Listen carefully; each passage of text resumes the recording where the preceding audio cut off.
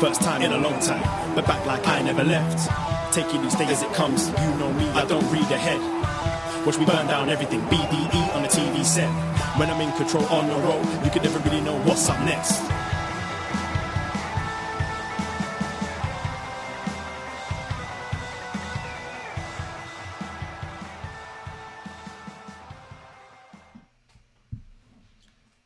Hello. Hello, hello, hello. Braden Harrington here with Davey Portman for Up Next, postwrestling.com, Apple Podcasts, Spotify, whatever podcast app you use. And of course, twitch.tv/upnext podcast. Hello, Twitch Room. How you doing? Yeah, hello, Twitch Room. Yes, every Tuesday night, we watch NXT 2.0 and then, we talk about it because we're your NXT friends.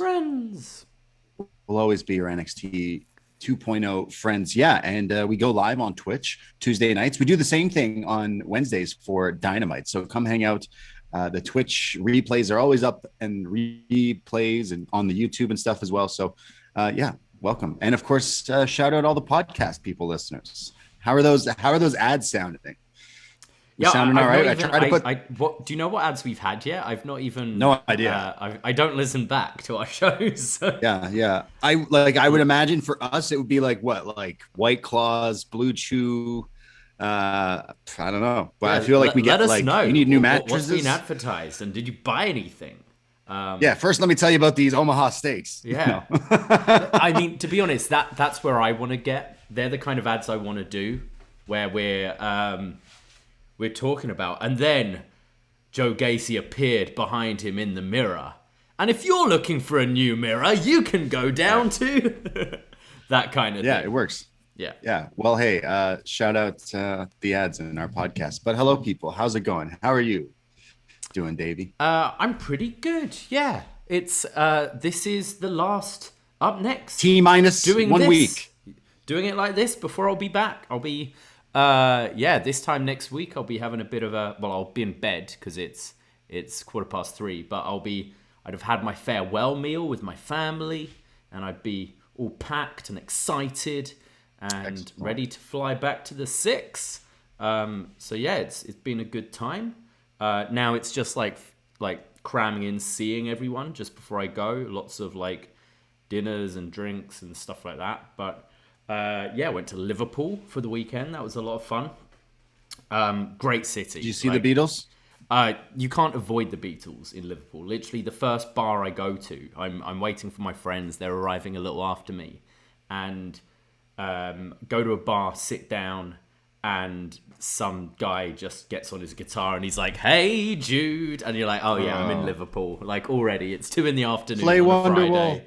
And no, that's Manchester. That's Manchester. No, yeah, sorry. But no, Liverpool was great fun. Had a good time there, and you celebrated Easter. I did, yeah. Easter, kind of had some duck, which was nice, with my family. But you know what I've discovered, because the trains weren't running, so I had to take the bus to Liverpool, which was like 5 hours, 5.5 hours. That sounds like a Beatles song right there. I had to take the bus to Liverpool. Exactly. Boom. You could be an award-winning artist. And I get on and there's just a group of lads heading up there for the weekend. And just like, I can't, just the whole journey, just talking. And then I discovered on Spotify, Pink Noise. And this was wonderful. It's like static. It's like white noise, but less harsh, more like, you know, that airplane, like... It's pink noise. It's pink noise. And I put that on, and it blocked out everything. And I sat there, and I read my book, and I went to sleep, and I was like, oh, this is what I need to do now. Like, instead of earplugs, pink noise blocks out everything. It was wonderful. Interesting. Yeah, I know people definitely mess with the whole sounds thing. Like, people listen to all sorts of stuff to go to sleep. People message us and say they listen to us, and that's what helps them fall to sleep. And I'm like, that's cool. Not weird at all, but it's cool. Not offended in the slightest. Yeah, no, I'm not offended, because it's like, hey, you think you're comfortable with us. That's why, because you trust us to help you. But like, I know people who love listening to like the whale noises, the waterfalls, the airplane noise. That's probably kind of similar to what you're using there. Yeah. Well, I made the mistake last night of falling asleep watching the Jimmy Savile documentary, and I had some fucked up dreams last night. Oh, Are you aware of this whole thing? no, I don't know who that is. Okay, it's a 3-part documentary on Netflix right now called A British Horror Story. It's about Jimmy Savile, who was basically this like radio DJ, TV presenter, used to host this show called Jim Will Fix It, which was almost like Make-A-Wish kind of stuff, where people would write into Jimmy and he'd grant their wishes. He presented Top of the Pops, which was this big like pop show where you had all the top artists and running through the top songs of the week and that kind of thing, which ran for almost 50 years on BBC.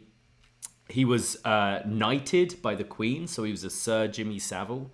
And waiting for the and then? Yeah, and he was like a bit of a national treasure. Died age 85, and then it came out he was a massive paedophile and had basically been using his position as a front to just like abuse all these people all these years. And jeez. Yeah, it was pretty awful. And you look at the guy and you might be like, well, yeah, he's creepy as fuck. I'm not surprised. But yeah, I'm pretty sure you've shown me what this guy looks like. I think I've told you about him, and it then spawned this whole investigation in the UK, in the media, and like other people were done, sort of other like high-profile people were done for similar stuff. But yeah, it's now a documentary, which is like I remember it all happening. I remember seeing it when I was a kid on TV, and then seeing it all come out in the news. But it's quite interesting. Like the documentary's pretty good, and I think you would like it because you tend to like those sort of like I love my true crime. I mean, sort of stuff. But yeah, not a good show to go to sleep to. I'd rather listen to us than watch that because I had the weirdest, horrible dreams last night of Jimmy Savile, which wasn't fun. Oh, mine were more so Easter Bunny related. Still not nightmares though. They were all right. But Jimmy, I'm gonna have to look Easter that Bunny, up. do you mean more like just Ali and Peter were in your dreams over Easter? Ali, the bunny. Yeah. Exactly. You're and Justin Gabriel. Let's not forget Justin Gabriel as well. Wasn't that Sami Zayn as the bunny? Was there a few different bunnies? Wasn't it Justin Gabriel? And then he was like, "I'm now going to be the Darewolf" or something like that. Yeah. He was in my dreams too. Shout out bunnies. Shout out bunnies. But yeah, I do love my true crime stuff. I mean, people love true crime like podcasts and stuff like that. But true crime stuff, 2020, Dateline, Keith Morrison, the OG. He tells me all about the true crime stuff. I watch it every weekly. I watch like true crime stuff, so I'll definitely have to check that out. But a way to bring down the mood. I know. I'm sorry. Just great people. Yeah, well, I'm just saying I had a good Easter. yeah. I had a good Easter too. Actually, I got to see some a side of my family I haven't seen in quite a while, just because the whole like pandemic and stuff. So it was kind of like a big kind of first get together, and it was good. We watched with the nieces and nephews. We watched Encanto, and they know it like word for word. Like if you have like 6-year-olds, I'm sure like all these kids repeatedly just watch the movie. As soon as it ends, they're like again, and just watch it. Like they know all the words to Bruno, and I'm vibing to it, but I'm like, damn, these kids watch these movies a lot. But I got to hang out with the Portuguese side of the family, so it was really nice because it finally is like felt the most normal ever seeing like big groups of familia hanging around, so that was pretty good. And I also ate some meats and stuff like that, so it was some meats. Oh, and I had leftovers today. I'm not gonna lie, it was pretty fire. There's something about Portuguese meats, I actually there's this Portuguese cafe down the road from me that I checked out last week with my dad. It was pretty good. Had some nice like Portuguese steak sandwich. That's it. My dad had like some pork like a scallop kind of sandwich thing. It was pretty good. Fire. Good. I bet it was. Well, we just recorded a show today, Was Next, talking about some retro NXT, and on that show we go into discussion about what snacks you're bringing back from the UK, and I don't want to give it away, but there's some crisps that have been requested and so forth. But let us know, what snacks should Davey bring back for. Yeah, you know? it's just I'll send a photo in about a week of just you with a can of All mushy the British peas, stuff. just dipping Mushy a peas. pack of crisps into mushy peas. Yeah, that's what we're having. Yo, I won't tolerate the hate on mushy peas. Yeah, they look gross, but you know they're all right. But yeah, listen to that show. Come for the NXT retro NXT review. Stay for the talk. Have on you mushy ever peas. had a pea and you thought, "Wow, this is way too hard to eat. I wish someone would Wait, have wait, already sorry, yeah. chewed it up for me before." I thought you ate said, it." "Do you That's ever mushy have peas. to pee?" Did you ever Do you have ever a have to dream pee? of it? Did you do anything you Yeah. ever wanted? The Twitch chat's already coming for me with the mushy peas, but you know, yeah, it's good stuff. I don't know, it's all right. Yeah, I'm excited to see what you bring back. Well, yeah, people in the Twitch chat are going off like, "Get the fuck out with mushy peas." So let's put up a little poll on our live Twitch right now: mushy peas or whatever food WH has currently tweeted out. Which would you take? Can you We'll just survey say this neither? and look at the end. So someone teach that man how to take proper photos of his food. Oh man, It's got to be a gimmick, right? It's got to be. Yeah, like how he calls everyone else nerds. Yeah. But I am excited. We're going to be doing a show tomorrow as well for BD Elite at normal time. But then next week, things are going to get a little jumbled around because you will be coming back. And I know you come back like Wednesday. I know we're going to hang out, have some drinks like old times, and then maybe do a show on. So I believe on the Thursday. You've got someone for Tuesday night, I think, in my place. Yeah, I haven't. I have forgot to ask someone. Okay. So maybe Cino, put up the Cino sign. John Cena, and then, filling in everywhere these days. I think probably like a Thursday afternoon BD Elite next week. Cool. And then Patreon stuff as and when it drops. We'll cross that bridge when we come to it. But then a full May schedule will be up as well by the end of next week. So, and then things will be back to normal. You know, we'll be in the same room. We'll be opposite each other. It'll be great. I know we just put out a ton of shows on the Patreon. We did our ECW Barely Legal 1997 review. That was a ton of fun. Go check that out. Talking all about the Terry Funk triple threat and all that fun stuff. That crazy 6-man. We did a best match ever, Scott Hall, Razor Ramon. That was awesome as well. We just did a Was Next talking about Sami Zayn versus Cesaro, the famous 2 out of 3 falls match from August 21st, 2013. And then we just recorded another Was Next Retro NXT review, chatting all about the episode after that, which has Prince Pretty feuding with the hippie. We got the beginning, those skeletons of the BFFs, Sasha Banks and Summer Rae, and so much. Alexander Rusev with Scott Dawson, aka Dax the Axe. There's a whole lot going on. A lot going on, yeah. In NXT 2013, but that's coming out on the Patreon as well.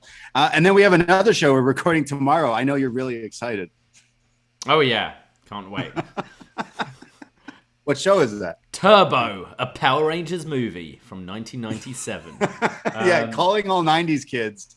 Everyone else is going to be like, nope, not into that. I should have had a look. I think I got rid of the VHS, but I might actually have. VHS. I had that and I had the original movie. I might have it kicking around here somewhere. I did not watch it. I do still have a VHS player, but I did not watch it on VHS. On VHS. Yeah, a few years ago. Classic movie that we're going to talk about tomorrow.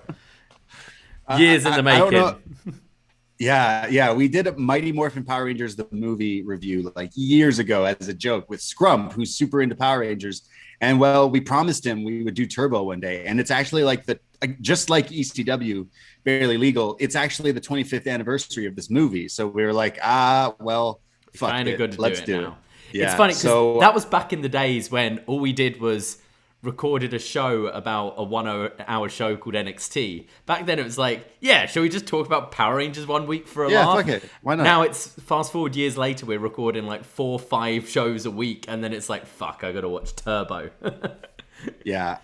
It's going to be a fun show. It's going to be fun. It will be a lot of fun, especially the people who maybe have the nostalgia, the people who like grew up like us with this movie, and we realize now it's terrible. But the people who don't know anything about this, don't watch this movie or watch it. Get super stoned and watch it. And hey, maybe you'll have a great time. But yeah, can't wait to talk all about Tommy Oliver and all the Power Ranger stuff. So that'll be out this week on the Patreon. And then, yes, you're going to be away. So I'm actually going to be joined by Jordan Goodman for a little show on the Patreon. I'm not quite sure what we're going to talk about, but it's going to be a fun show as well. And I know he's got a show with Damian Abraham and Wei Ting coming out. Oh, nice. Where they're going to be talking all about cannabis. So I'm super excited to listen to that show. But shout out Jordan Goodman. And shout out you guys. You can check out all these podcasts. You get access to everything we've ever done, all the best matches ever, all the retro NXT reviews, pay-per-view reviews, everything. And it's only $5 a month to get everything that comes out this month and everything in that back catalog. That's like pennies per podcast. And there's so much that we do and so much content that we create. And we would love for you to check us out at patreon.com/upnext, because that's what keeps the lights on. And I literally mean that because our ring light broke. So I've been using this backup ring light. So yeah, well, once I'm back, we'll sort out a whole lighting rig for us. And just by the sounds of it, just for the kitchen as well. And you left and the apartment just the place is falling apart. I'm still having no holds barred matches with our new laundry machine daily, and then the light in the kitchen went out, and then there was a whole lot. But yeah, there's fun stuff. So yeah, help the boys out. Patreon.com/upnext. Or buy a t-shirt, prowrestlingtees.com/upnext. Why not? We'll put it all out there. Subscribe to the Twitch. Subscribe to the YouTube. Just give us your fucking money, as Bob Geldof would say. Yeah. Who? Bob Geldof? Yeah. Who's that? He was from the what are they called? Happy Mondays, was it? No, he did the Live Aid song. He sorted out that first Live Aid. You're not going to now tell me that he's like got some new documentary about him. No, he's by all accounts, he's probably a bit of a twat, but no, he's all right. Done a lot of charity work and nothing's come out of him yet. Frank in the Twitch chat's asking, when is the Baywatch Nights review? You can check out our Baywatch / Boy Meets World Vader episode that is also out with Brandon from New Jersey. But Baywatch Nights coming in the future, and we will be working on a Up Next Mania sometime in May, we swear. But Davey's back next week, so once that happens, we'll get the gears in motion there. Before NXT, we had some Boomtown Rats. I don't want to be corrected on Twitter. Boomtown Rats. Yeah, he sung a song about not liking Mondays. That's where I got confused. But anyway, moving on. Not important. Yeah, I mean, I don't like Mondays either. Who does? So he's onto something. What about someone who doesn't like Tuesdays anymore? One out? And it's time to pour one out here on this show for one half of the greatest tag team in the history of professional wrestling. Jacket time. Kushida has left the WWE. The biggest shocker of the year. Yeah, when the guy with the Back to the Future gimmick starts going, this place is a bit weird, I've got to move on. It's saying something. Not a surprise at all. I mean, it's kind of cool that he got to just let his contract expire and can now he's free, like as of today, I guess. But yeah, not a big shocker here. Writing was really on the wall with seeing everyone else move on. Yeah, I think we've been saying horrible tag team. I'm looking forward to it. I think Best of the Super Juniors bound, do you reckon? Yeah, there's talks on Twitter. People are reporting that Kushida's already been in talks with New Japan and that he's probably going to show up there very soon, whether it's like May or June. So yeah, Best of Super Juniors. I know that the issues people said that he had was that he was always the juniors, Best of the Super Juniors, the junior champion. He kind of wanted to see where he could go. And he even would say that in his NXT promos, that he wanted to see where he could take his career. So it is kind of unfortunate that this is where he got to NXT just as they were being put on the USA Network. And then think about it, the pandemic happened and then 2.0 happened. Like he really just did not get a full chance or opportunity. I feel it was just too many things going on and not the right, all of that. Yeah, there was just so much that like that did happen, that it still is like a what if, but at least he did try it out. He won the cruiserweight title at one point. Yeah, I feel I can see maybe him feeling like if he went back into the Super Juniors, it would be a bit of a step down or whatever. But I think it would be a great place to start. Like, go back to where you came from, like, and then maybe move up to heavyweight, maybe do the G1 or something as well. But I believe doesn't his family live in the States? So I can imagine him maybe doing a lot more strong stuff as well, and kind of going back and forth. Yeah, wasn't that the thing when he signed, that he brought his family here? Like, it was a big deal for him to move over to Florida here. And you wonder if he stays, he goes back to New Japan. I would like to see him back in New Japan. I don't think the thing with him is, his gimmick is what? Back to the Future. His gimmick to me is he puts on good matches. And that's what I like to see from this guy. And if he does decide to stay wrestling in the United States, it's easy to say, hey, go to AEW. But I would like to see him and the Time Splitters get back together, him and Alex Shelley, maybe do some GCW. I don't know. I like the guy's wrestling, and he always puts on good matches. And whenever he was given the opportunity, whether it was his match in NXT with Walter, his match with Gargano, like when it had the big opportunities, he delivered. Yeah. And I am a big fan I was a big fan of this guy way before NXT, and I liked him a lot better before he got WWE's prints on him. So, I mean, maybe he will just be happier and flourish. Wrestling's just, there's so much stuff. You could do the New Japan Strong, roster. You could do New Japan. You could put him in the G1. Like, try to get him to that next step. He reminds me of Takahashi in New Japan, where it's like they want to be so bad looked at as not just the junior, as just a star. But I wonder if Kushida will ever get pushed to that level. But I am a big fan of him, and pour one out. But I'm way happy as long as we're not seeing this guy hang out in the washroom with Jiro talking about jackets and time. Yeah, it's about time. This guy split. Great. I'm so happy. So this guy's gone. Now Von Wagner is like the guy that kills off the old guys, isn't he? Yeah. Wait. He got rid of Kyle. Got rid of Kushida. Who's he next? Did. Wow. He got rid of Kyle and Kushida. This guy's the legend killer. If they were smart, this should be his gimmick.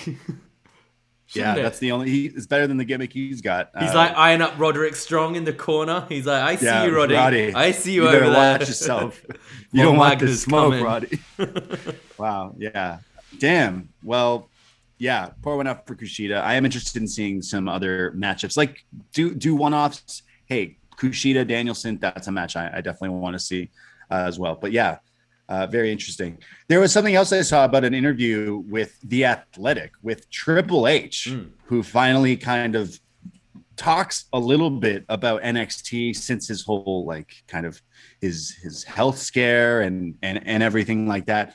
And I was a little let down reading this, because usually Triple H, I find, is kind of, at least let me make sure I say this right. In the last few years, like NXT Golden Era, Triple H always seemed very authentic. But in this interview, it's kind of, I don't want to say he's cowering, but it's kind of like he's saying, oh, yeah, it's changed now. Good thing Sean was there. Good to see it's a good change. I'm like, come on, you're going to I kind of was expecting, and I kind of hope that he does maybe do some more interviews to kind of maybe openly explain just a little bit. You don't have to, spill your whole heart out. But I think a little bit of some truth, a little bit of the curtain pulling would be. I read this interview. I would recommend any NXT fan. The Athletic put it out there with Paul Levesque. But I kind of said to you, like, hey, check it out. I don't know. I mean, I think everyone just wants dirt all the time, and I don't want maybe dirt, it isn't there. Like, NXT was his baby, but it is. There were factors to it that I didn't really consider, and that was. As he said, he says in the interview about, when they went to, they were doing developmental, and they were mixing in kind of these indie stars that they bring in, but they'd always have this performance center talent coming through, and that has been the case throughout the whole thing. But then when it moved to TV, it had to become more of a brand. But the problem was the pandemic happened not long after TV. And I mean, think back, we criticized 2.0 a lot, but the criticism for a long time with NXT was it's the same roster. There isn't that conveyor belt anymore of people moving on. And he said about, like, basically, you didn't have, for that whole time, you didn't have the new talent coming into the PC to kind of filter in. So that's why it was kind of really sort of a drastic change, because it did need a change. And when it did lose to AEW, I mean, I think as much as, like, as wrestling fans who just want to tune in and watch good wrestling, like, yeah, I miss the old NXT for sure. I think as a developmental product, this works better for what they're looking for. And kind of look at the stars they've made on the main roster. Like, it's your Roman Reigns. Like, okay, Sasha and Becky had a little bit of indie work, but they weren't indie stars, were they, before they came in? Like, most of their big stars there are in-house produced, I would say. So I think, yeah, it's obviously he's probably upset and bitter, but I didn't think he was lying about what he was saying, if you know what I mean. I think it is true. And I do think I found it interesting watching, when just going back and watching these Was Next episodes, that these old NXT episodes, where it is like this product we're watching is way more like that now, isn't it? You've got stupid gimmicks. You've got the male model. You've got the hippie in NXT back then. Like today, you've got the daddy's little rich girl and the sleeping girl and that kind of thing. And it's ways to kind of, I don't know, push these talents in different ways. And yeah, I think he was being very diplomatic. I know what you mean. And he's saying, like, oh, I wish these guys well who were going on. But I also think he realizes that it wasn't working, really, at the end of the day. Yeah, I look again, how I'm saying this is because it's Triple H. But, like, I, for once, would have liked him to kind of pat himself on the back and kind of, you know, give himself the credit and say, look what I was making. It, whatever he was doing was working. It became this really cool, like, organically, like, thing that happened in wrestling. And then it just, he was nice about the stars kind of moving on. And he says he's in contact with all of them. He sounds really friendly with, like, you know, your Adam Coles or your Kyles and stuff. So, and he also says, like, yeah, we taught them a lot of good stuff. So, you know, go use it, essentially, is what he also says, which I'm like, yeah, that is true. Look at the hard cam. So yeah, I thought that was interesting. I would like to hear him speak a bit more openly about everything. Maybe one day he will. Hey, do a Jericho podcast or whatever. But it was still interesting to see. I wonder how sad he is that Kushida's gone. Probably not very. He wasn't doing much with him either, was he? Yeah, I don't know if he was. Yeah. Well, that's our cue to talk about some NXT from tonight. Let's talk about it. Do it. NXT, August 19th, 2022. And we start with Joe Gacy. He says, Bron Breakker, tonight we're going to see what kind of sacrifices you're going to make for you, for your family, and for this. As he holds up his finger with the ring on it, we still see that burn on his finger as well. And he laughs maniacally. Mwahahahaha.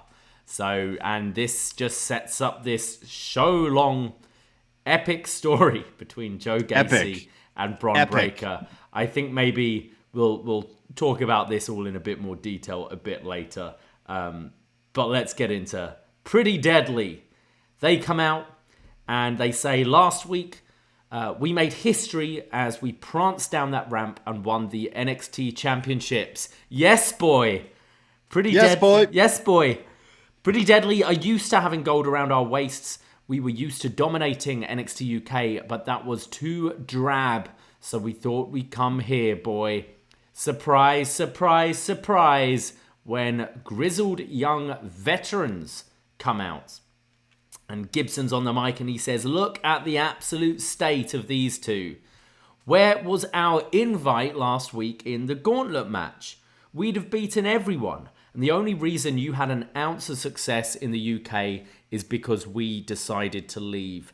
And the only reason you dorks are tag champs is because we weren't involved. And we are going to take our opportunity tonight when they get interrupted by Legado del Fantasma. And Elektra says, "You're not the only ones who deserve a title match." And Legado and GYV start to brawl. And before we go into the next bit, I kind of like, because I think a lot of us were going, hey, what about GYV last week? And I do like how they kind of tied it together. And sorry, GYV. Sorry, I don't know who are they you're not talking that? about. Has that gone? I don't know if you noticed, because a lot of people messaged us last week. It went completely over our heads that some people have also had name changes here in NXT. And here are some new ones right here, because GYV are no longer the grizzled young veterans. They're Gibson and Drake. Okay. All right. Gibson. I didn't notice Drake. that. Just Gibson and Drake. No Gibson first names? And Drake. Interesting. Gibson and Drake. Nice. Wow. Drake's in NXT. Wow, look at that. Drake is in NXT. Yeah. Cool. 666. I'm not changing the description. I've already written it, and I've put grizzled young vets. So sue me. Yeah. All right, but yeah, they always sound good. I think Drake actually sounded good here. I don't normally say that, but and yeah, but I love Drake now. And then right after this, Bron storms out and says, "Joe Gacy wants to know what I'm willing to sacrifice. Well, bring your ass out with my dad's ring, and I'll show you what I'm what I'm willing to sacrifice." And then Joe Gacy appears on all the screens, and he says, "I have what you're looking for. I'm not too hard to find. All you have to do is find me."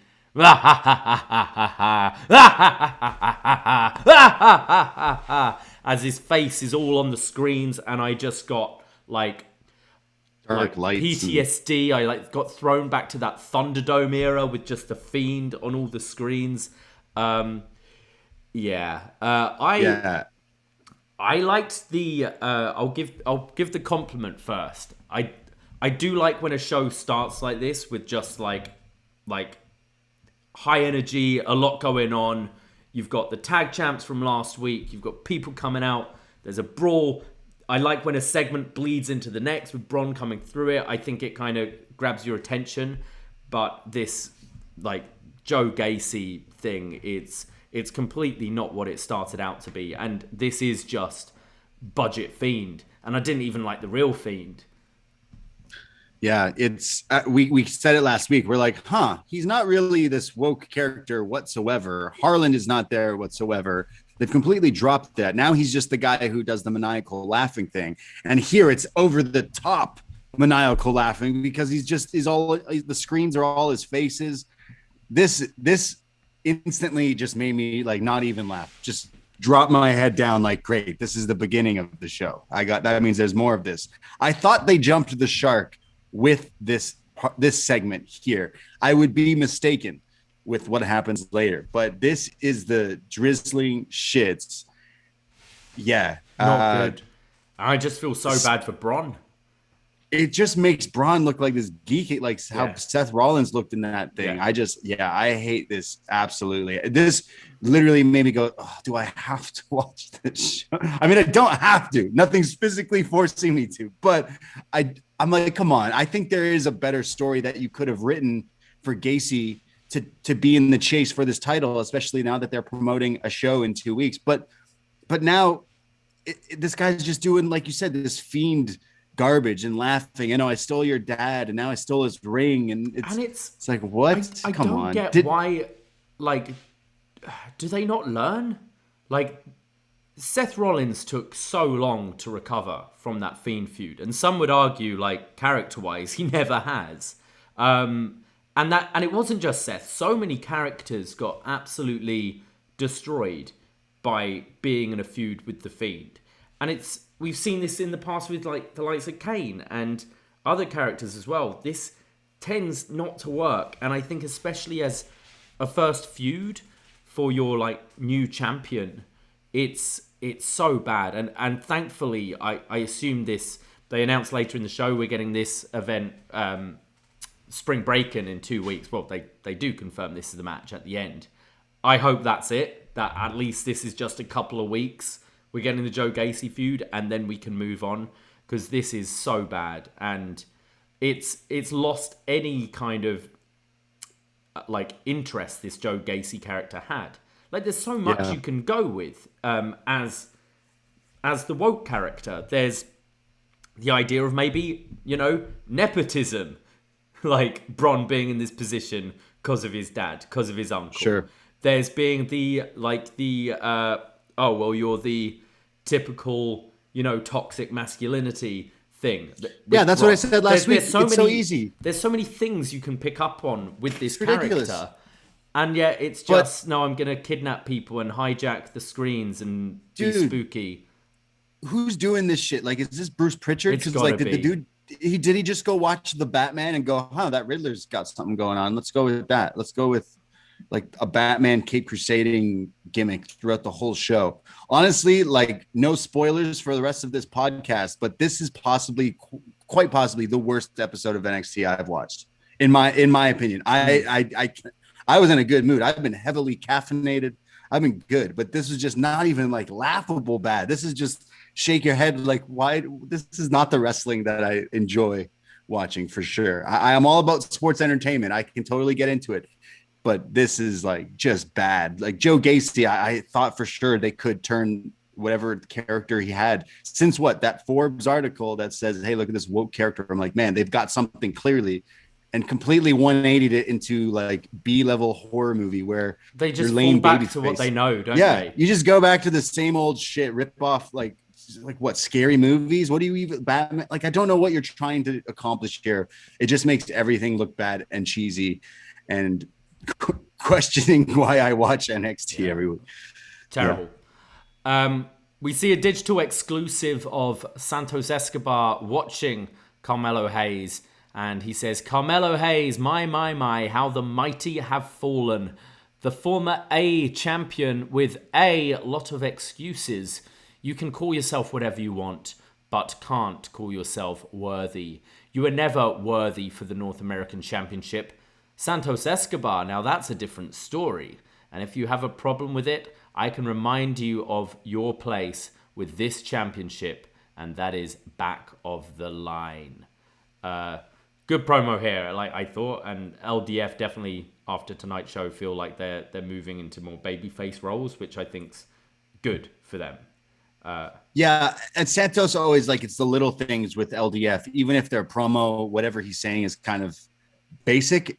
At least he's not doing this backstage. He's like, this is, quote unquote, earlier today, where he's in his white shirt outside by the pool or whatever, like looking fancy. Like, it makes the character stand out from all these other people, and they've always done that. He sounds natural when he speaks as well. Yeah. He never really sounds like he's reading lines, even though, like, it is kind of basic stuff, but I think he owns it and makes it sound good.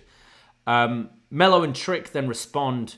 They're backstage, and Mello is mad that Santos says that he isn't worthy. And he says, you're saying I'm back of the line? Well, I created the line. I am the line. And we will defeat Santos and then end this Cameron Grimes fairy tale story and put the championship back where it belongs, because that's all it is and all it's ever gonna be. Yeah, this was, again, kind of just getting to the point, but I am the line. I am the line. I am the line. It's going to be in a Botchmania for sure. I am the... Now, we go to the match we've been waiting for, that's been built up for quite a few weeks. I know you're excited. Tiffany Stratton versus Suray.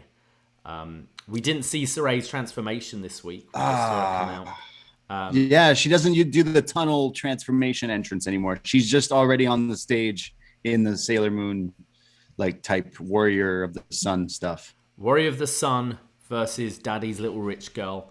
Suray delivers some drop kicks and a forearm early on and then locks in the Muta lock, but Stratton gets to the ropes. Suray then goes for her big drop kick into the ropes, but Tiffany moves and follows up with the hip attack and then a spear into the corner, and then hits this like top rope, like bouncing off her knees into a rolling senton, which looked quite nice for a 2 count. Stratton goes to slam Suray's head against the mat, but Suray bridges up to get out of it. And then they start to trade slaps. There's a drop kick into the ropes from Suray, followed by a big German suplex. And then a double stomp, like a kind of coup de grace to the midsection, but from the second rope. And then another big running drop kick, her kind of finishing one into the ropes from Suray. And she's getting Stratton up for maybe like a German, but Stratton hits a backwards headbutt, which rocks Suray, and then she hits her with the like twisting Vader bomb for the win. But yeah, thoughts on this?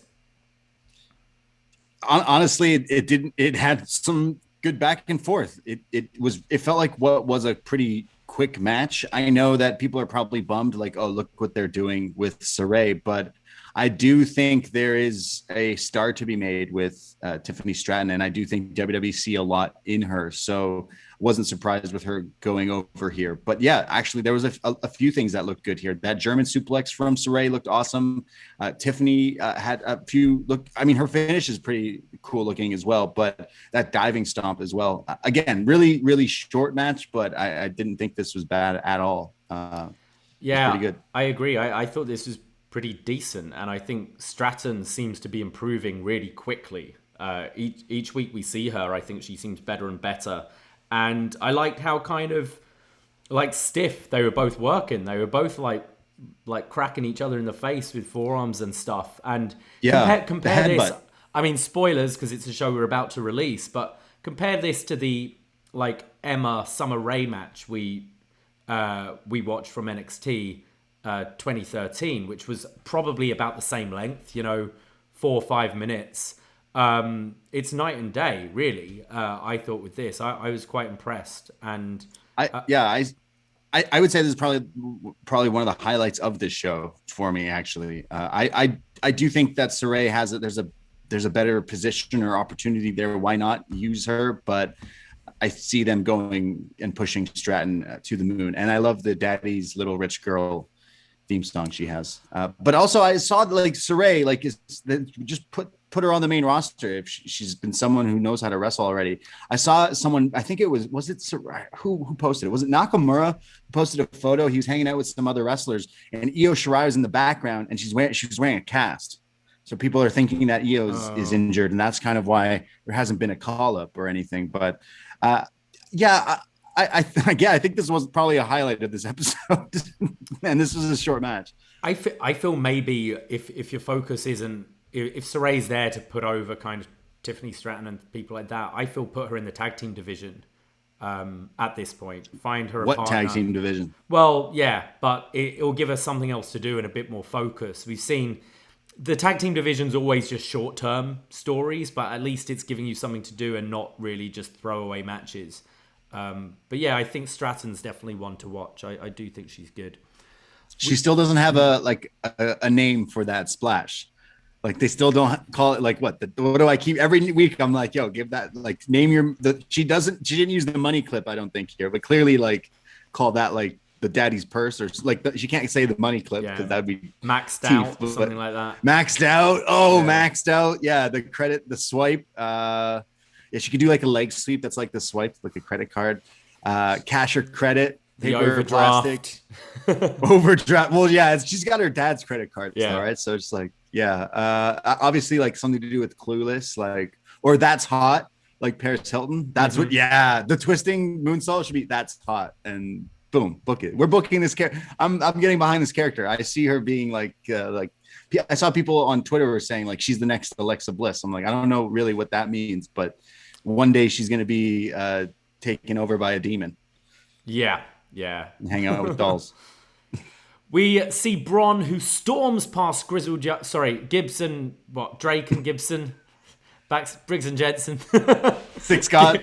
Gibson, the Six God and Gibson, a brand of Brinson. whiskey. Yeah. He storms past James Drake and Zach Gibson here. No. Sorry. No. You said James Drake? Look at you giving people first names. It's Gibson and Drake. That's it. The thing is, I'm still getting to grips with Briggs and Jensen. Like, I can't have Briggs and Jensen and Drake and Gibson. It's too confusing. No, it's Briggs and Jensen and Gibson and Drake. And then if FTR comes back, as well as reports are, I'll never get to grips with any of these names.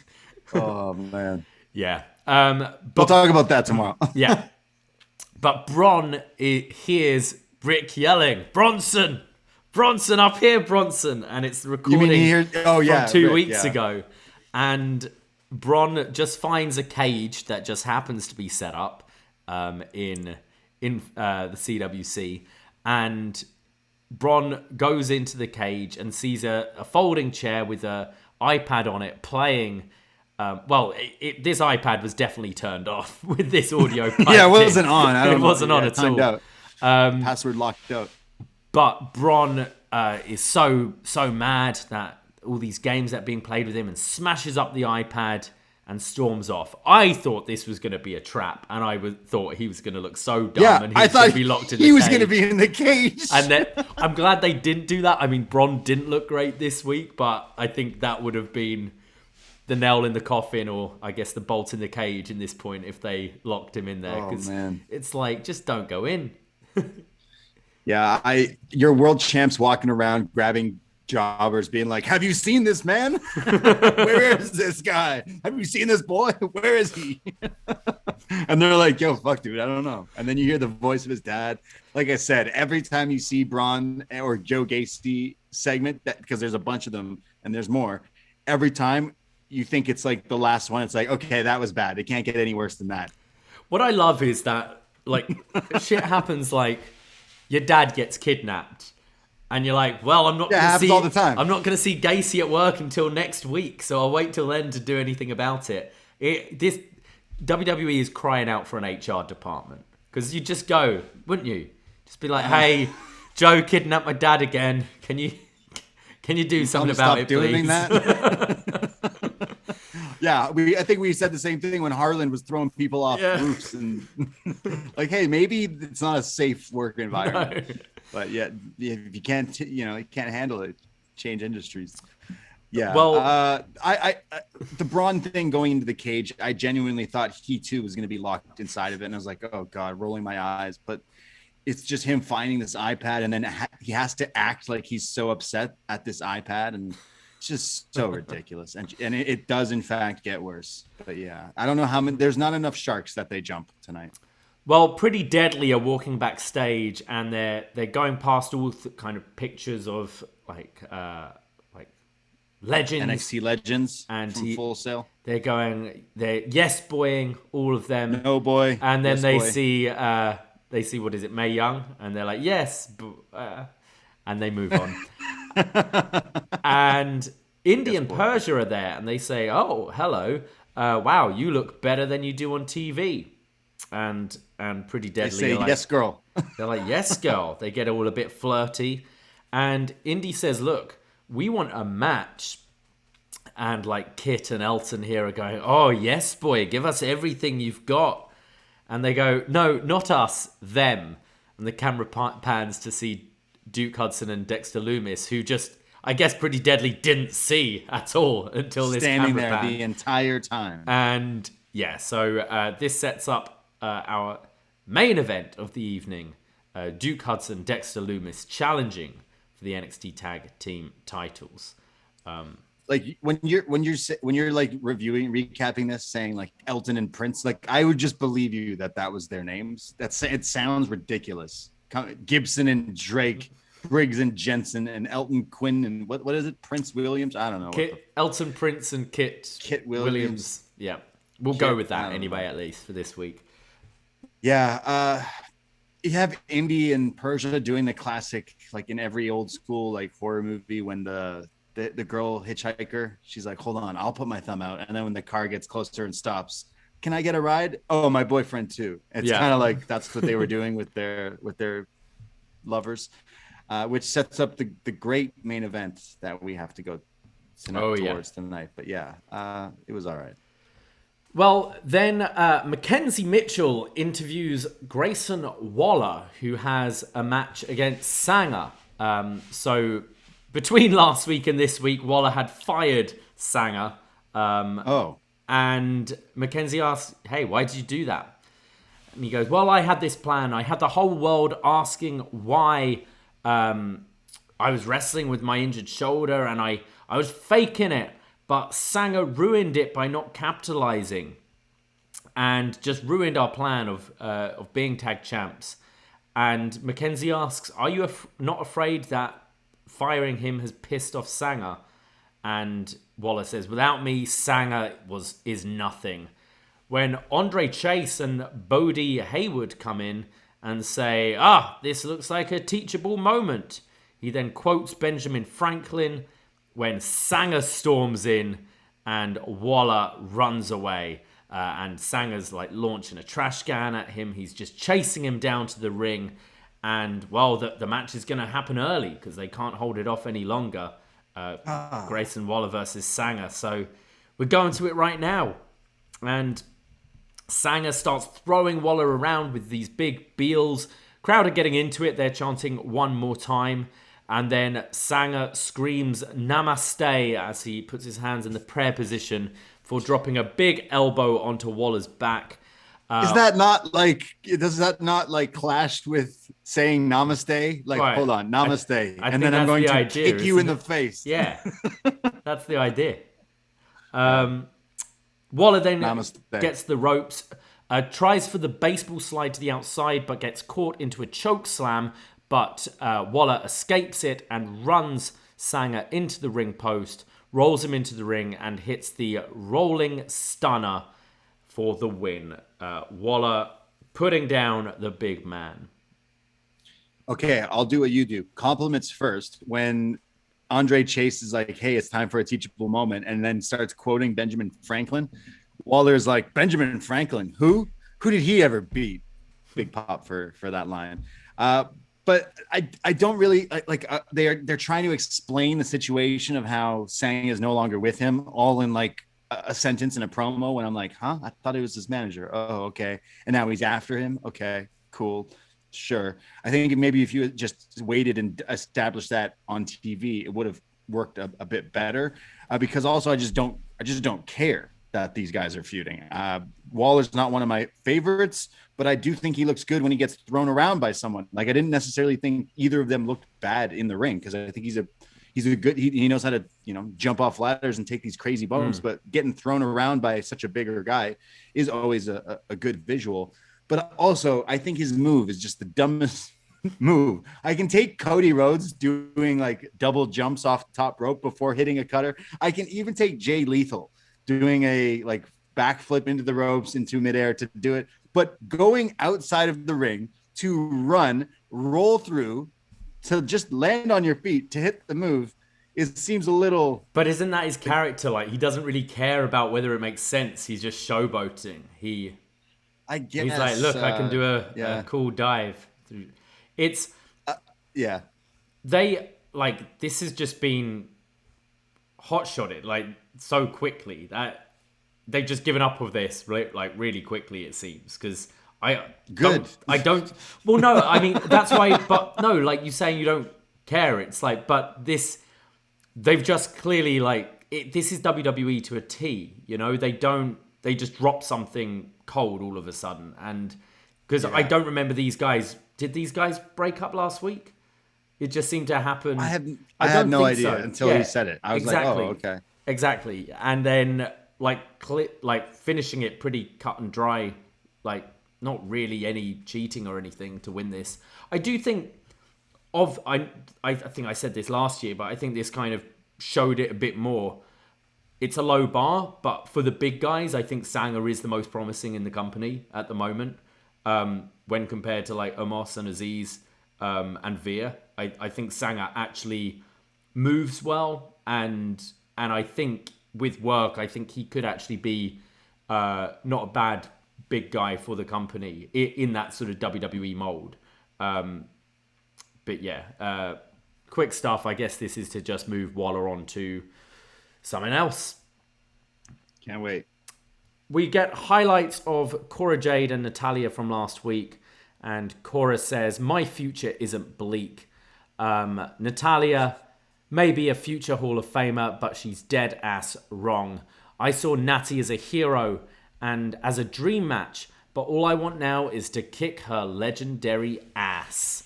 And she holds up the photo of them when Cora was young with braces meeting her hero, and she rips it up. And then we cut to Natalya, who's in the locker room, who's checking out her jacket, and then sees Cora Jade's hat that just happens to be there. And she picks it up and throws it away. And she looks, haha, look at me, I'm evil. Oh, man. Yeah, like Grayson Waller with Sanga, his bodyguard, is almost like they're trying to do the MJF Wardlow thing. But then here with Cora and Natty, it's like they're trying to do the MJF CM Punk thing. Yeah. But again, like in a week, we've got to this part of the story, like ripping the photo like it's some dramatic thing. I'm like, all right. I'm still interested to see the match, but the story itself is a little... I assume this will be at Spring Breakin' as well. In 2 weeks. I mean, I'd rather, if you're gonna have Natty there for a month, it's some stuff. Like, this isn't a WrestleMania match or anything. Like, I don't mind too much. Yeah, it's calling back on Cora's stuff. Cora's impressed. Yeah, Cora has impressed. So definitely, I think she sounds good as well. So yeah, she also said dead ass in her promo. Dead ass. Dead ass. We then get. I thought this was for Cora Jade as well here. This whole vignette until it said someone else's name. I was like, oh, okay. Yes. So it's the same character. We see this little girl playing the PlayStation. Literally, a little girl, like a child. And it says, when I was younger, I was an outcast and I felt lost. But then my mum bought me a PlayStation. I would play the WWE games. But I was told that this is the closest I'll ever be to being a superstar. Because she would create herself in the games, and people would say that's the closest you'll ever get to be playing it. Yeah. Well, next week WWE. I step out of the video game and into real life, and Roxanne Perez debuts next week. I think having this back to back with the Cora Jade thing was probably a mistake, because this is just Cora Jade again. Not to say it's a bad video, but yeah, it's just we've got this character already. We literally just talked about we're going through this character right now. So why introduce a character? Just the difference is, I used to play the video games, and okay. So this is Roxanne Perez, who probably will be shortened to just Roxanne really quickly. But what was her name on the Indies? Because we've seen her in AEW and stuff as well. Have we not? Roxy? Is this Roxy? This is former ROH Women's Champion, Roxy? I'm pretty sure, yeah. So, yeah, Roxanne Perez. Yeah. Well, she's being interviewed, and she says, this is so surreal. This is something I've worked for my entire life, when she gets interrupted by toxic attraction. And Mandy Rose says, don't worry, the butterflies are normal, but don't set your bar too high because you'll never get there. And Roxanne goes, oh, well, thanks for the advice. They say, I'm sensing some attitude here. Well, why don't we move your debut to tonight? Tonight? Yes, tonight. This isn't a video game. This is the real deal. This is 2.0, bitch. And, well, Roxanne says, well, I'll figure something out. So she's going to have her first match tonight. Wow. Against this is JC Jane. This is 2.0, bitch. I actually added that. That wasn't part of the promo. Makes it. I did that last week to you. It felt like it should. When I was like, your future is bleak, bitch. It sounds better. It sounds better to anything. Yeah. Try it in an everyday conversation. Yeah, I'd like an extra large double, bitch. It works great. No, just adding. Don't do that. Don't just don't take advice from Braden. But in wrestling, it works. Yeah. But yeah. We go. Wait. So it's JC versus Roxanne tonight. Yes. Okay. We go to Legado del Fantasma versus Gibson and Drake. Drake and Gibson. Jesus Christ. They're still called Legado del Fantasma, aren't they? I was going to say, keep talking, because distract them, because I have to look up the new name for Legado del Fantasma as well. Well, as The artist formerly known as GYV walk to the ring. Legado del Fantasma leap over the top, taking them out during their entrance. Joaquin Wilde hits some a really nice arm drag drop kick combo. So as he's arm dragging, I think it was Drake, he drop kicks Gibson, which I thought looked pretty cool.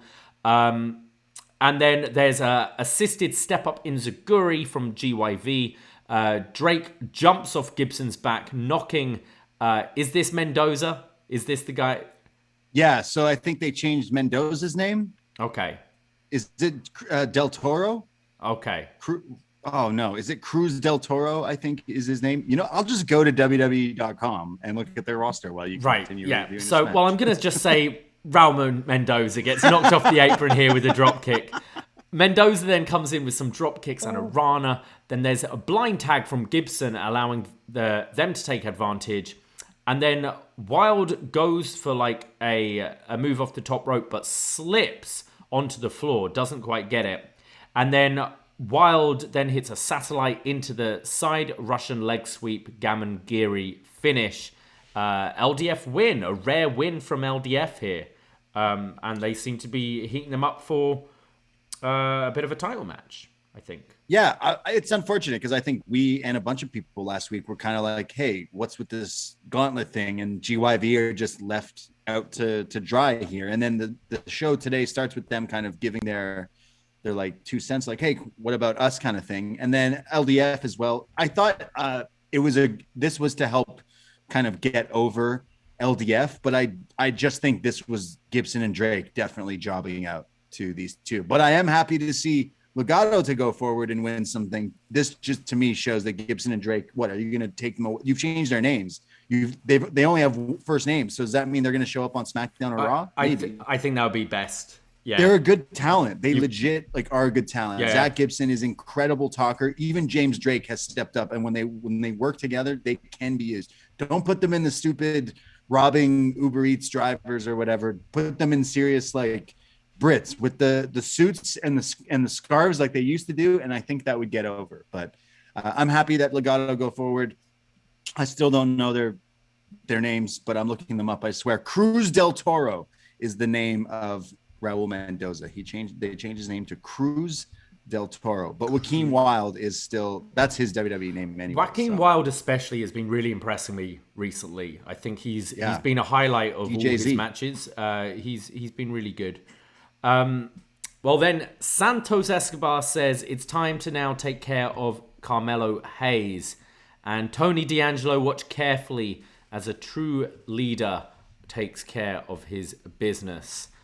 And then we see Wes Lee backstage in a Performance Center t-shirt, which just kind of said everything here.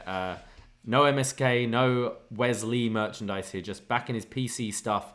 And he says, the last few weeks have been chaotic, and I have a lot of doubts in me, and I feel lost.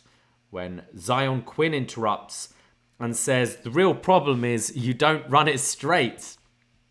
And Wes Lee says, dog, you sound mad cool saying that, but I don't know what that means, which is kind of what I was thinking.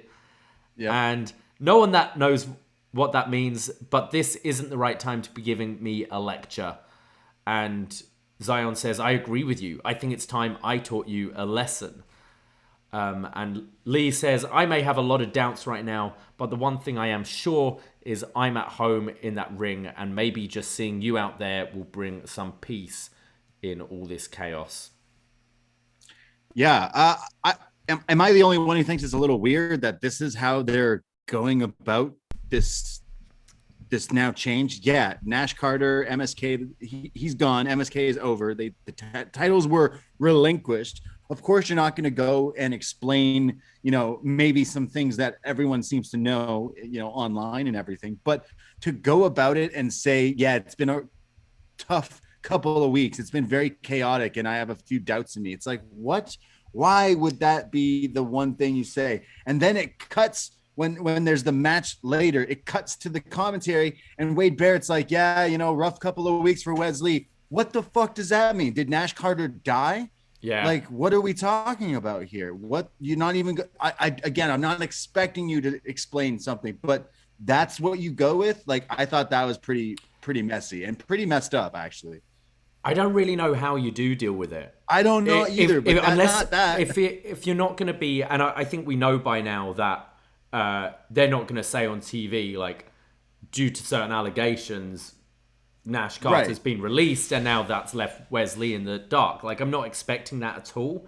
But then also, it's like, do you write off the character? I do think this is one where I do kind of feel a bit for them, because I think either way, whatever they do, I feel they're going to be criticized. You either completely ignore it and move on, or I think just do this and it's like a if you know, you know kind of thing.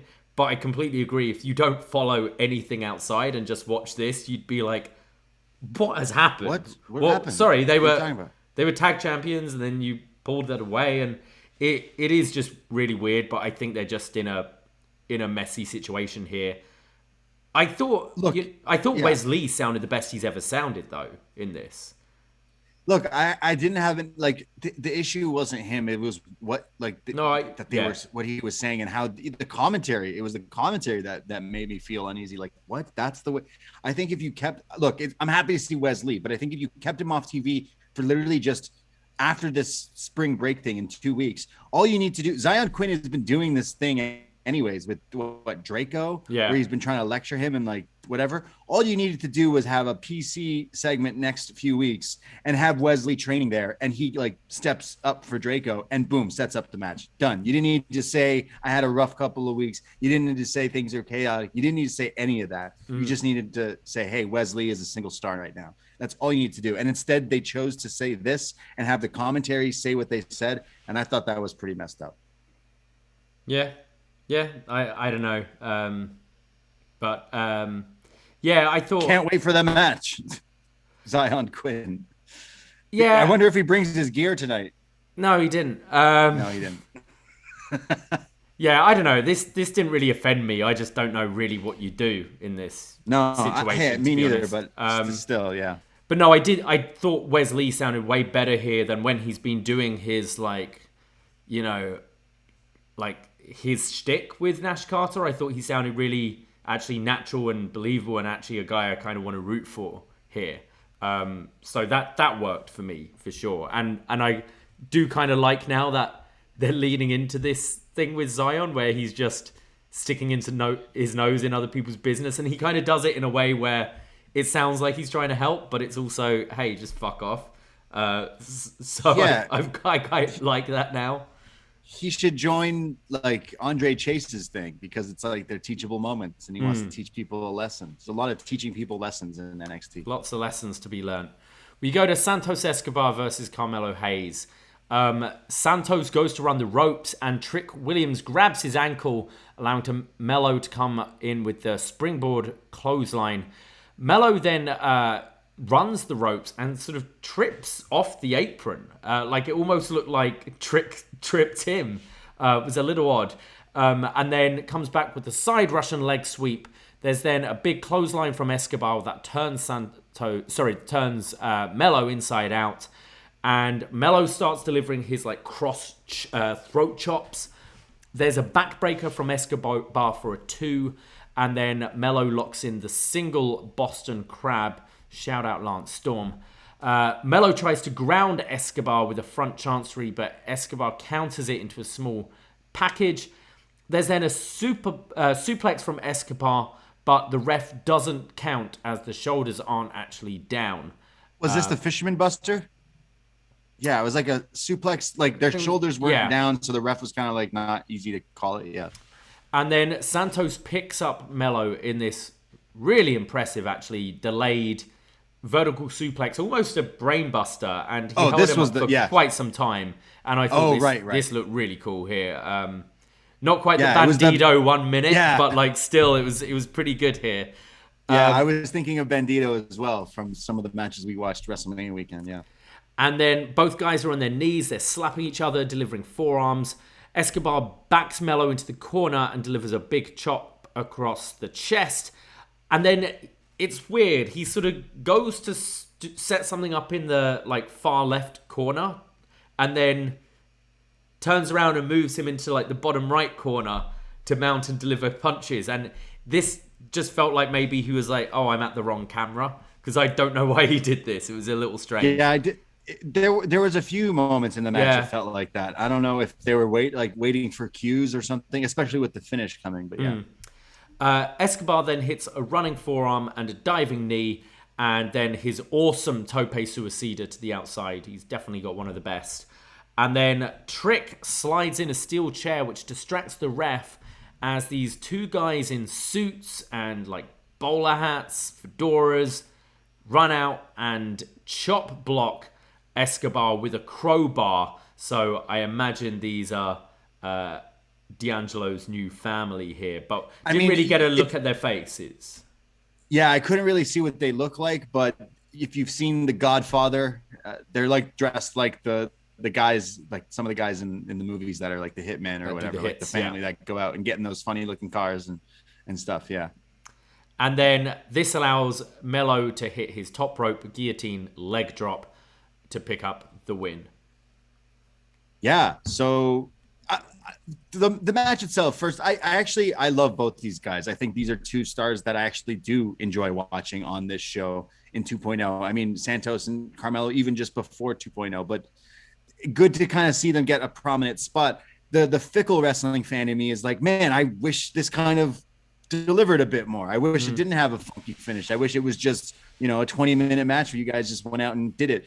There was a few things you mentioned, like some of the cues where they were like switching up. It was the finish that looked kind of hokey to me. And it wasn't because two dudes in these funny looking suits attacked him. It was because he was waiting. I think they messed up something, because like it looked like he stood there for far too long, and that the guys stood there for far too long. It looked a little like fake essentially, but the match itself had some good stuff. But again, I was expecting something a bit more hard hitting from these two, because I do love these two. I still think they are fantastic. And with the name change of Legado and stuff, I do see them moving up to the main roster. And I think it would be a miss if that didn't happen. And I mean, speaking of missing, Carmelo, he doesn't miss. And I do think with what they announced just after this, like he still is a prominent character here in NXT. Before they're going to change his name to just Carmelo? Yeah. Mello. No, I kind of felt the same. I thought when this match got going, there was some really good stuff in it, especially like after the break. I thought it really picked up, but then littered throughout it, there were these weird just miscommunications and slight botches. There were like slight slips on the ropes. It's like a DDT thing, a slip. Yeah. Yeah. There was the stuff with like Mello's foot going off the apron and then, the timing at the end, as you said, I think it was just missed cues, which just made you go, oh, man, because when it was good, it was really good. And it's just disappointing because, there's a better match in there. Just a little weird, I thought, after this.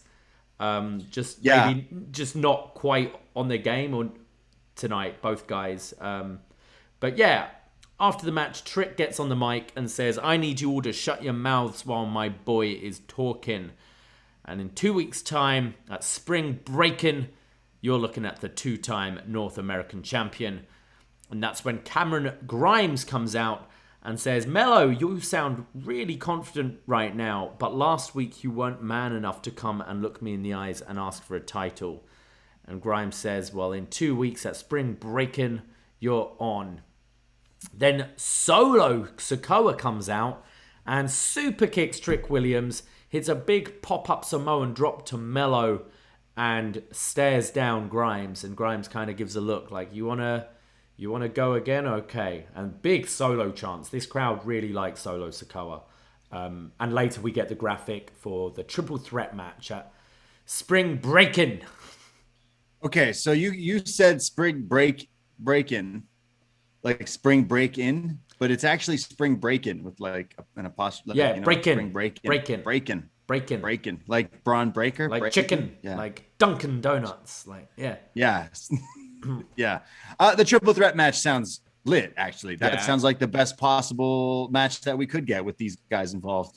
And I know last week I joked that how funny would it be if Solo Sikoa won a title in NXT with the whole bloodline thing going on with Roman and the Usos and all the gold and all that stuff.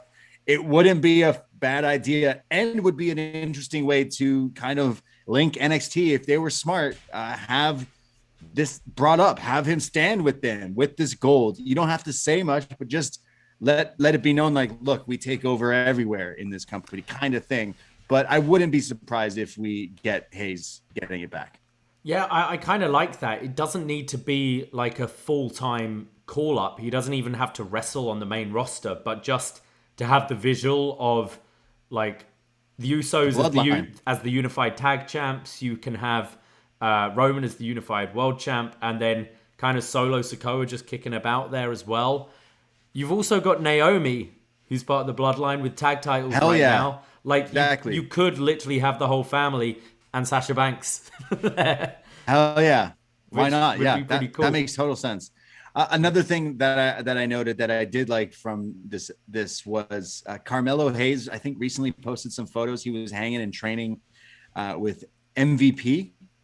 And during the match, it was during picture-in-picture, he does the bowling pose in the match. So, yeah, he should add that to his arsenal for sure.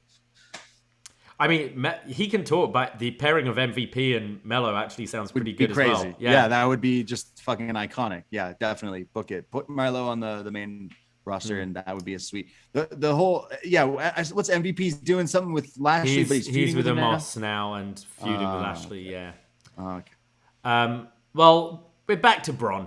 Bron's walking around backstage. There's spooky music playing somehow. Oh, is it spooky? It's like this. It's like when you go to your local Halloween haunts or your fairs with the spooky mazes and stuff, or Knott's Family. It's like the tones, the scary music playing underneath. Like, come on, they're adding this. This is a wrestling show. What is this doing here? Yeah. Oh my god. In the like empty arena era, I got it. I knew you had to do things to kind of get away from that just empty space. So it was goofy, but like, okay, now you don't need to do it, guys. Stop it. He finds a dark room. There's like mirrors and shit everywhere, and he's looking in the different mirrors. And then, wouldn't you know it, Joe Gacy appears in the mirror behind him, but he turns around, he's not there, and Bron yells, "Where are you?" Fuck, terrible. Man. This is like so bad. You know what I want to see? I want to see when we get all these things, it's the bit beforehand, just a camera following spooky Joe Gacy around, setting up, putting up all his LED strips of like purple lighting, getting a load of mirrors in he got on discount from the shop and setting them up, getting his boom box and putting Spotify playlist spooky music Halloween on. Ominous tones. Yeah, that's what I want to see. I mean, this is Scooby-Doo. It is. This is like some Scooby-Doo shit, but with wrestlers. Again, makes Braun look like a complete geek, and it just makes you shake your head like, what the fuck is this? This is what you came up with. You had a whole day today to come up with a script for this show, and this was the best we fucking came up with. Like, come on, man. I've watched you. If you've listened to this show, I've been pretty negative on 2.0. This definitely takes the cake. This is like some of the worst. This is wrestle crap. Like, this is bad. It's your champion. That's the thing. Like, dude's walking around. Where are you? Up to now, at least all the goofy stuff. At least the champion has been in like fairly like strong, decent feuds up to this point. You know, ridiculous. And any like it's like we had on in the Sami Cesaro feud, the Zayn the other week. Yeah. This is like, it's Darth Vader's no, it's Khan, it's where are you? Love it. Fuck. And just the visual, like spooky mirrors, like how, like it wasn't good when Hogan and Warrior did it. It's not good when you do it. You're fucking Joe Gacy and Braun Breaker. Yeah. It's terrible. The visual is so funny. They just don't. The visual, it's got to be the visual for the art for the show, I think. Yeah. For this show. Because it's look him in the mirror. It's ridiculous. Just smiling. Houses. Yeah. It's like, fuck. It's like a shit Mysterio. Like, what? Like, think of like the Spider-Man movie where Mysterio's got all the cool mirrors and does all the tricks. Nah, it's nowhere near that. Like, me and you can make I have done spooky mazes and shit that look. This is just terrible. I hate it. It's not even. It made me laugh. This one made me laugh because he's shouting, "Where are you?" I think I woke up my mum at this point because I laughed out loud, and I'm normally pretty quiet watching this, but Yeah, it made me laugh at the time, yelled. but thinking back and talking about it now, I'm like, this isn't funny. This is just bad. Bad. And they should feel bad. They should feel bad about it. Well, Bivens is also feeling bad. He's on the phone and he's talking to someone saying, we've got our presence everywhere right now, Diamond Mine, as Roddy is training with like a punching bag. And Roddy says, yeah, we're here to dominate. And he seems a little pissed off and he says, look, I'm the leader and I don't want to see another group I'm in crumble. And if people don't like my vision of Diamond Mine, then they're an enemy. So I feel this is building up to Roddy's departure from Diamond Mine, don't you? Yeah, I mean, he says, I don't want to watch another group crumble. My heart almost crumbled when he said that. Oh, poor Roddy. But I thought the acting from Bivens in this was pretty good. Just his eyes. His eyes were telling. He was like looking at Roddy like, you son of a bitch. I don't give you're the weak link in this group. Yeah. Like, what are you mouthing off to me about your vision? You can read his mind, essentially. Which I thought was good, and it kind of shows the acting chops of Bivens here. But yeah, I mean, I think Roddy, he's gonna try to be alpha dog of this group, and he's gonna be kicked out for sure, and then can hang out with his friends on Dynamite. Yeah, I like with his wife. Was Bivens talking about how their presence is everywhere because Marina Shafir's gonna have a match soon with Jade? Because she was originally supposed to be in this. Maybe, Roddy, right? Maybe. Or is Tyler Russ doing good on the Tyler Russ right doing great. Oh, okay. Yeah, just checking. Yeah. I think it was more Roddy being in UK, maybe, but. Okay, yeah, right. But yeah, that you could like a little Marina. Put the Creed brothers in NXT UK. Oh, Ivy Niles in the UK. Ivy Nile, well. Right. Okay. Thank you, Leonie, in the chat. Thank you. No, I do. I like it though. I kind of like everything Diamond Mine does, to be honest. And Roddy's being kind of missing for a bit, so I think this is a good story to tell with him. Like, he should be pissed off. Like, all his mates did leave him, and now he's in this group, and he's the rest of the group are being quite successful, but things aren't working for him. So it is actually a logical story, which is a bit deeper than anything else on this show, and which will, I assume, lead to him letting his contract expire, or if they're going to go for a main roster run or whatever. Would be interesting. Look, I always love Roderick Strong. Been a fan since when I got into wrestling, and anywhere he's gone, he's always been good. I do think he could be a great. I don't want to say Roderick Strong is a great hand, but I think even on the main roster, he could have helped get guys over. He was always the guy. You need to fill something. You need something goes wrong in a match. It's Roddy who's like the workhorse and always can manage to bring the wrestling and bring something. Like he always has something, and he's always there for them. And I feel like it would be weird if he were to eventually leave.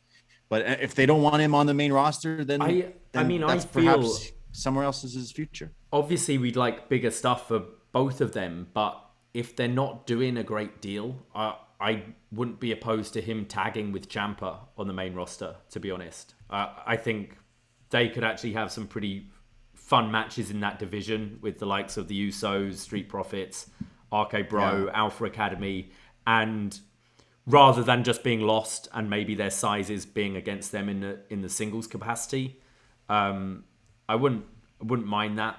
And then hopefully you win people over with your work, you know. But yeah, Roddy's definitely a worry. And we've been saying this for a while. I said, like his wife is somewhere else. He's got it. You know, maybe he does want to just do some indie stuff and just kind of. I mean, I don't know what his contract is. When's his contract up? Yeah, I don't know. Like, it's up to WWE. You know how it is. Like, Mustafa Ali's going to stick there till 2024.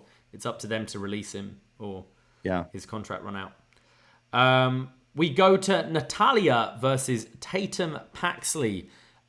Tatum has been trying to impress Diamond Mine because she wants to join them, and she figured, well, I'll challenge Natalya. Natalya comes out with Cora's hat.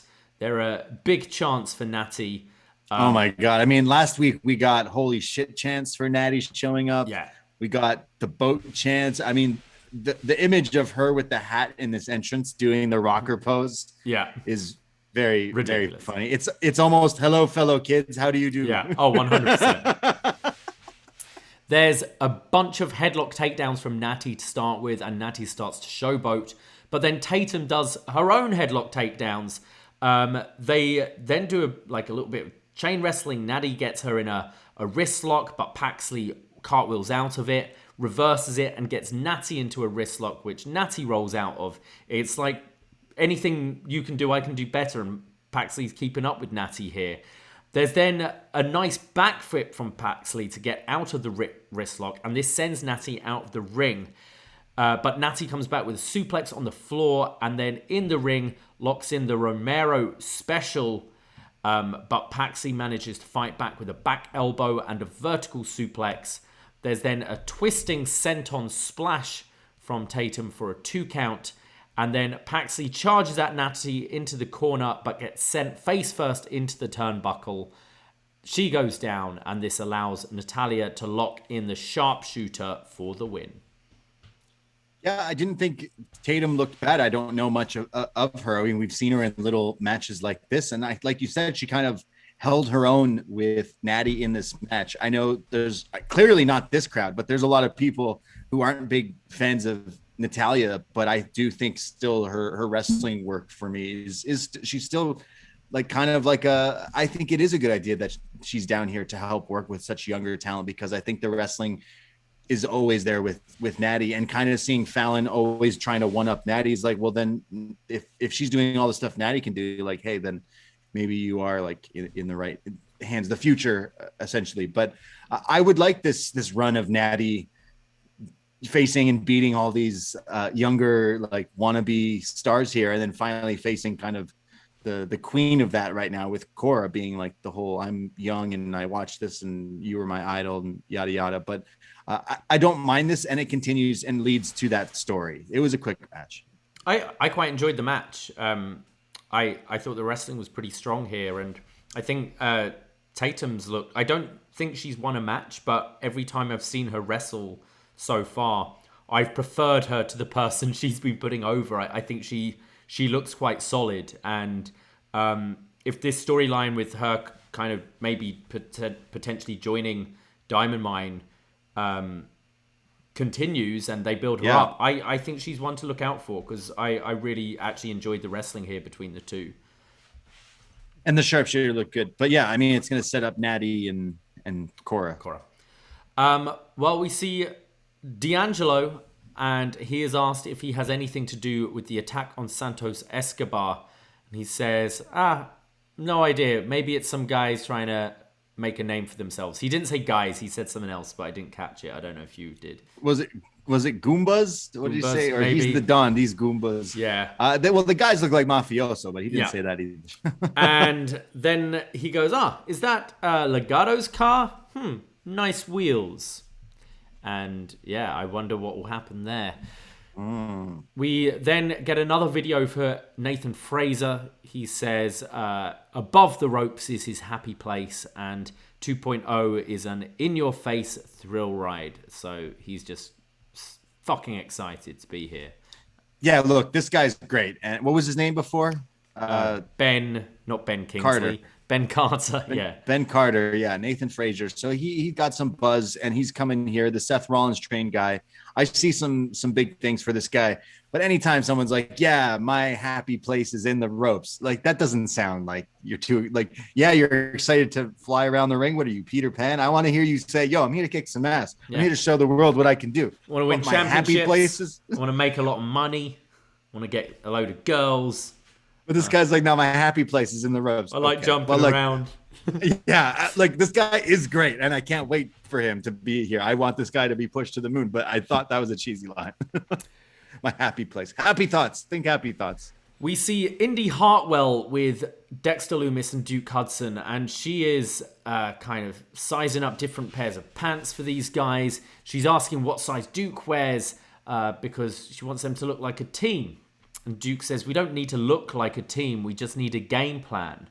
And we need to take the fight to them. He says, Kit's the bigger of the two. So Dexter, if you take out the legs. And Indy goes, Dexy doesn't like that. He's like, what do you mean Dexy doesn't like that? He hasn't said anything. How do you communicate with him? And he's basically annoyed because how can I be in a tag team with a guy I can't communicate with? And Indy's like, well, it's easy. You just talk to him. And Duke just starts like gurning and pulling these faces, trying to work out how to communicate to this mute. And then Persia walks in and asks what's going on, and Duke is just fed up and storms off. So tag teams that don't get along. Will they coexist? But I like how she's like, hey, if you're going to team with Dexter, you got to wear black pants because that's what he wears. So little things. Yeah. She's like, do you own a pair of black pants? Because you're teaming with Dexy. I'd be fine. I've got loads of pairs of black pants. That's all I wear. Yeah. It's the only pants I wear. Well, Zion Quinn comes out clearly wanting to be in this team because he's in his black jeans, ripped jeans this week. Again. Yeah, this guy wears... He even gave up the kick pads and everything this week. Good. Yeah. Although, I don't know. It's still a weird look. I'm a heel now, so I'm going to wear ripped jeans. Yeah. He's taking on Wesley. Wesley starts by just charging at him with this super fast, like rolling Liger kick, which looks pretty cool. Sweet looking move. And then just showing off all his acrobatics, leapfrogging, drop kicks to Zion.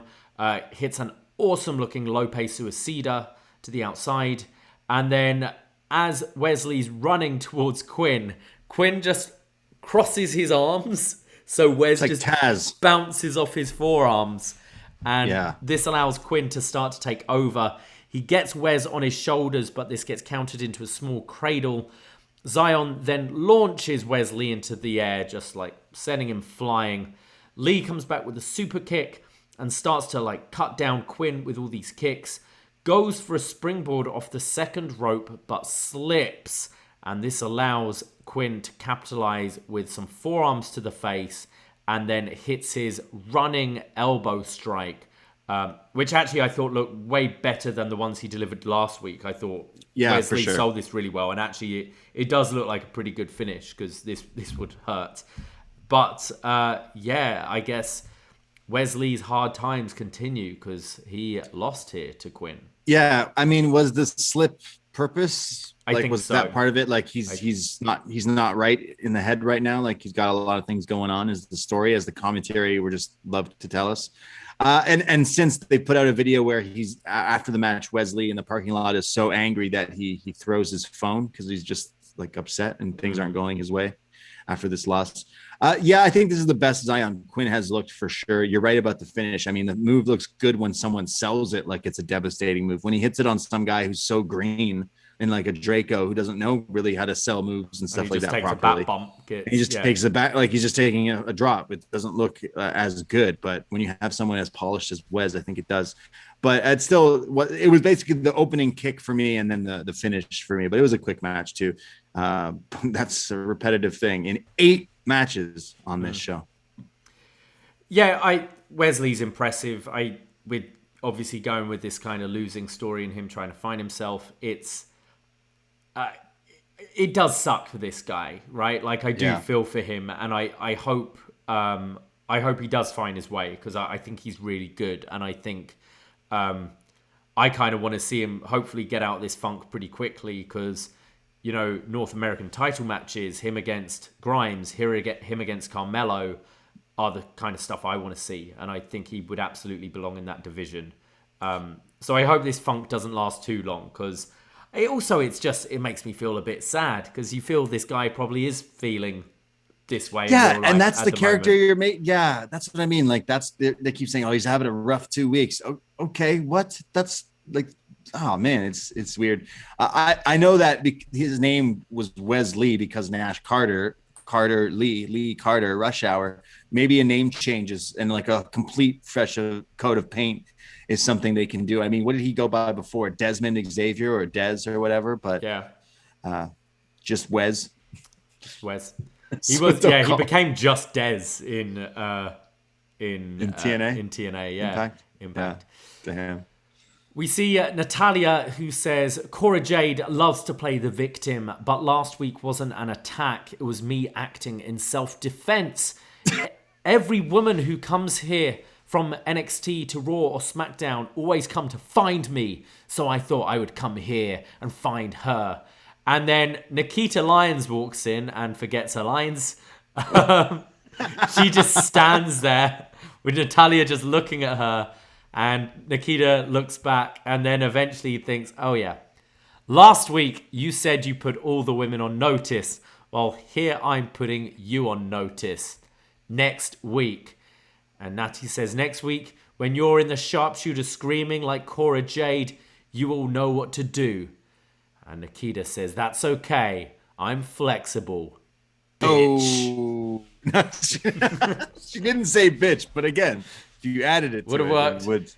And then the camera just kept on. I hate WWE need to learn to just cut away because the scene's over and then the camera's just no, I was fine with it. The camera stayed on Natty and Nikita. It was great. The boat and the lion. They just look so awkward. It's like, why are you still standing there just looking at each other? One of you walk off. You said your bit. I think Nikita lost her voice or like is sick or something. I couldn't really understand what she was saying. Her voice sounded like very maybe forced. that was it. Like she definitely like just stalled before speaking, and maybe that was when you got something in your throat or whatever. Wow. So we're getting Natty versus Nikita next week. Can't wait. Yeah, we're gonna need a bigger boat. Mm-hmm. It's gonna be good. I can't wait. This is the next dream match. We're getting dream matches after dream matches here on NXT 2.0. Yeah, I can't wait for this match, respectively. Yeah. We get JC Jane versus Roxanne Perez. The announcers tell us that Perez was trained by Booker T, and he speaks very highly of her. He also talks a lot of nonsense most of the time, but most of the time, yeah. There are some chops from Jane, but Roxy comes back with one of her own.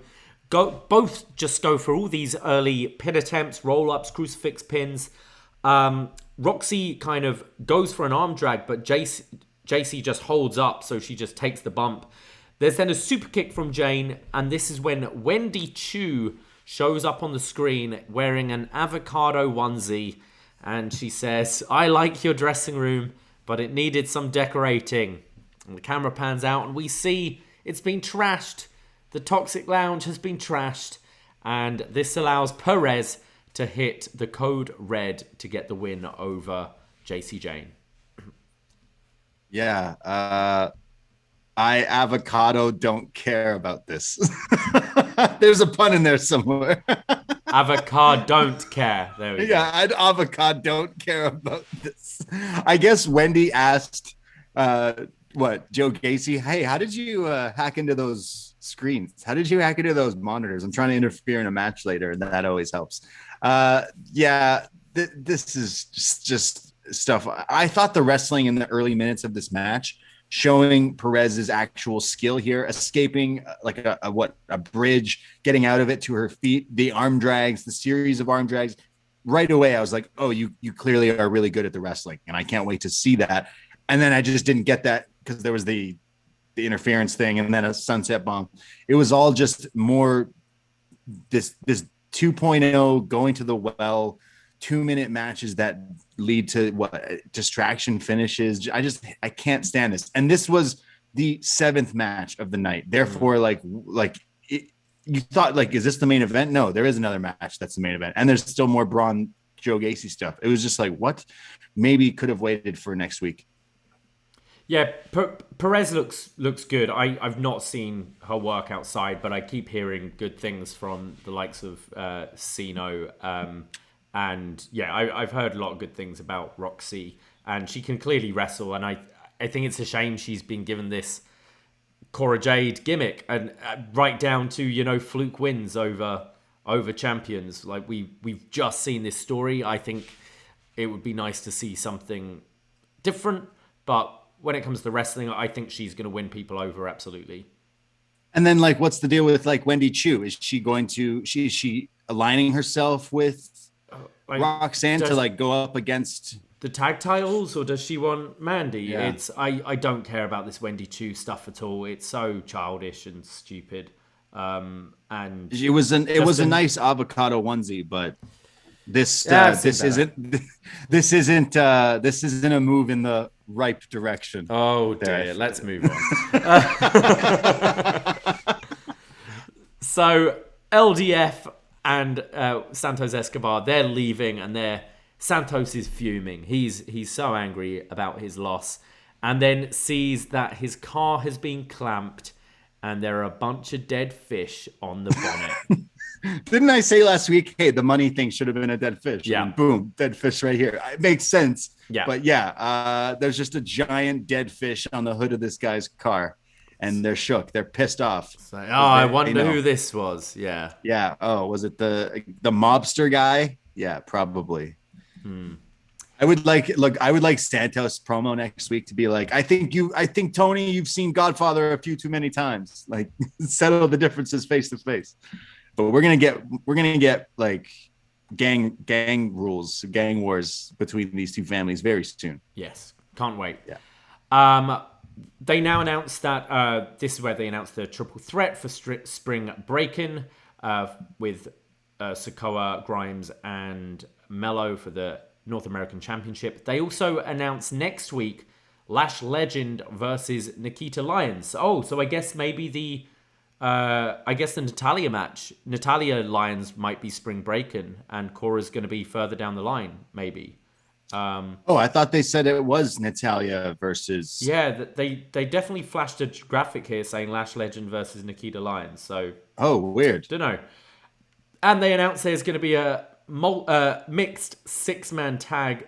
Briggs Jensen and Fallon Henley taking on Legado del Fantasma, Joaquin Wilde, Raul Mendoza, and Elektra Lopez, which seems a little weird because this definitely felt like the babyface turn for LDF this week, but it's like, oh yeah, we've got this other feud going on. We've got to wrap up, I guess.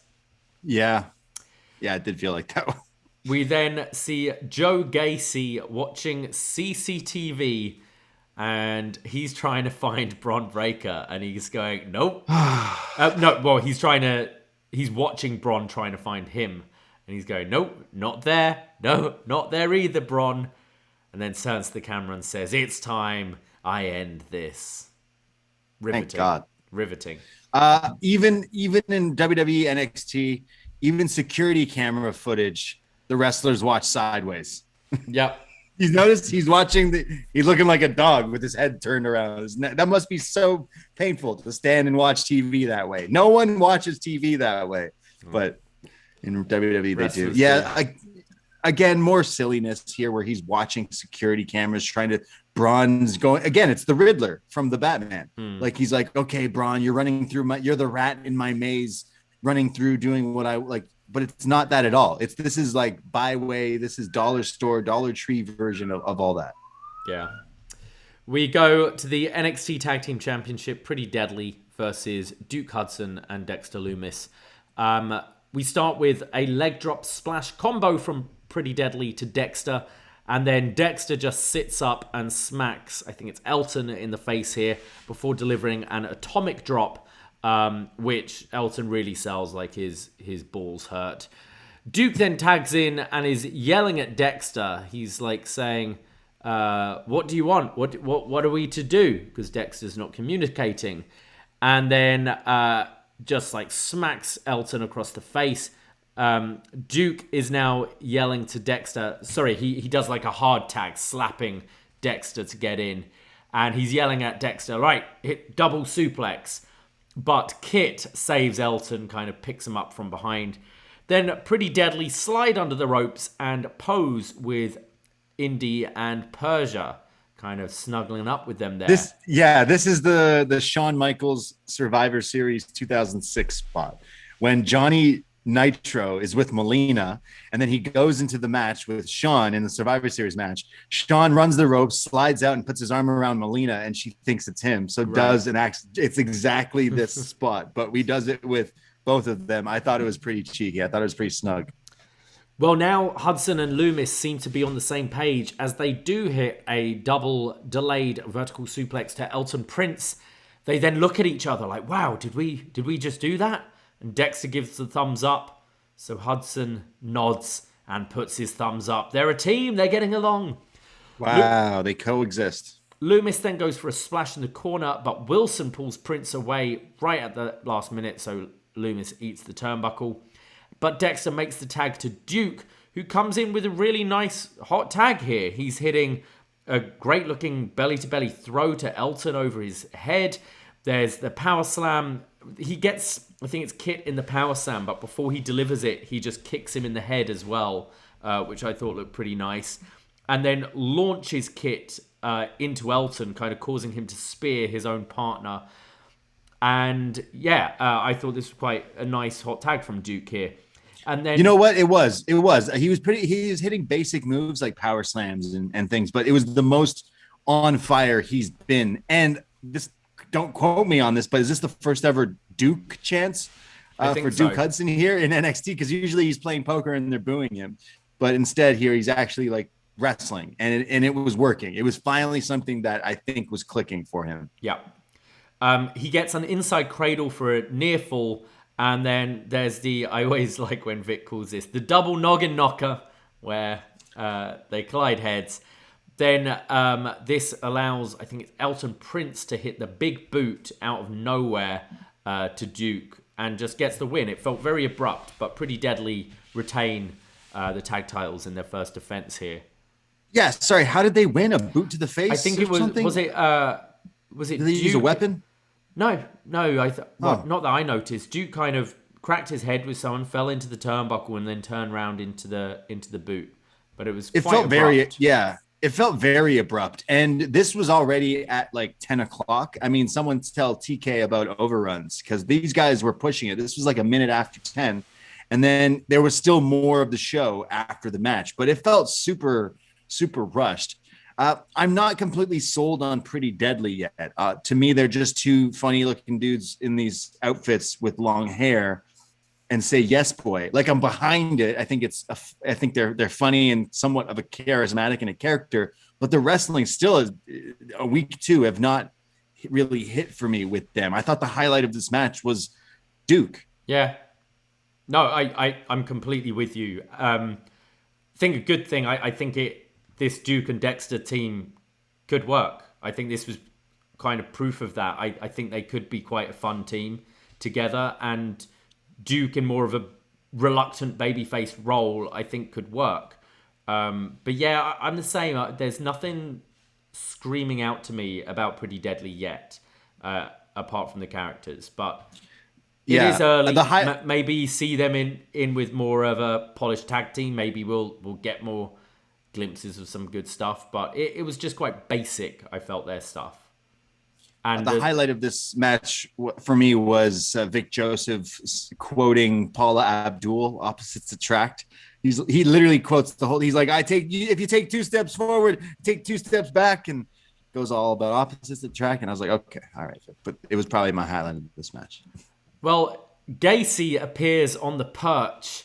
And that's not true. The pretty deadly dudes are celebrating. They won the match, and the lights go out.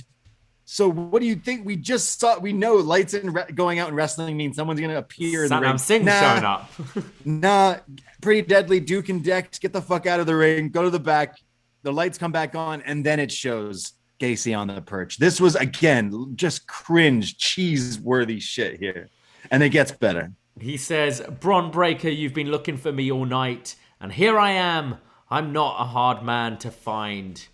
Well, Bron comes out, and he goes up to the perch, and Gacy says, "Look, if you wanted the ring back so bad, all you had to do was ask, and I'll give you this back.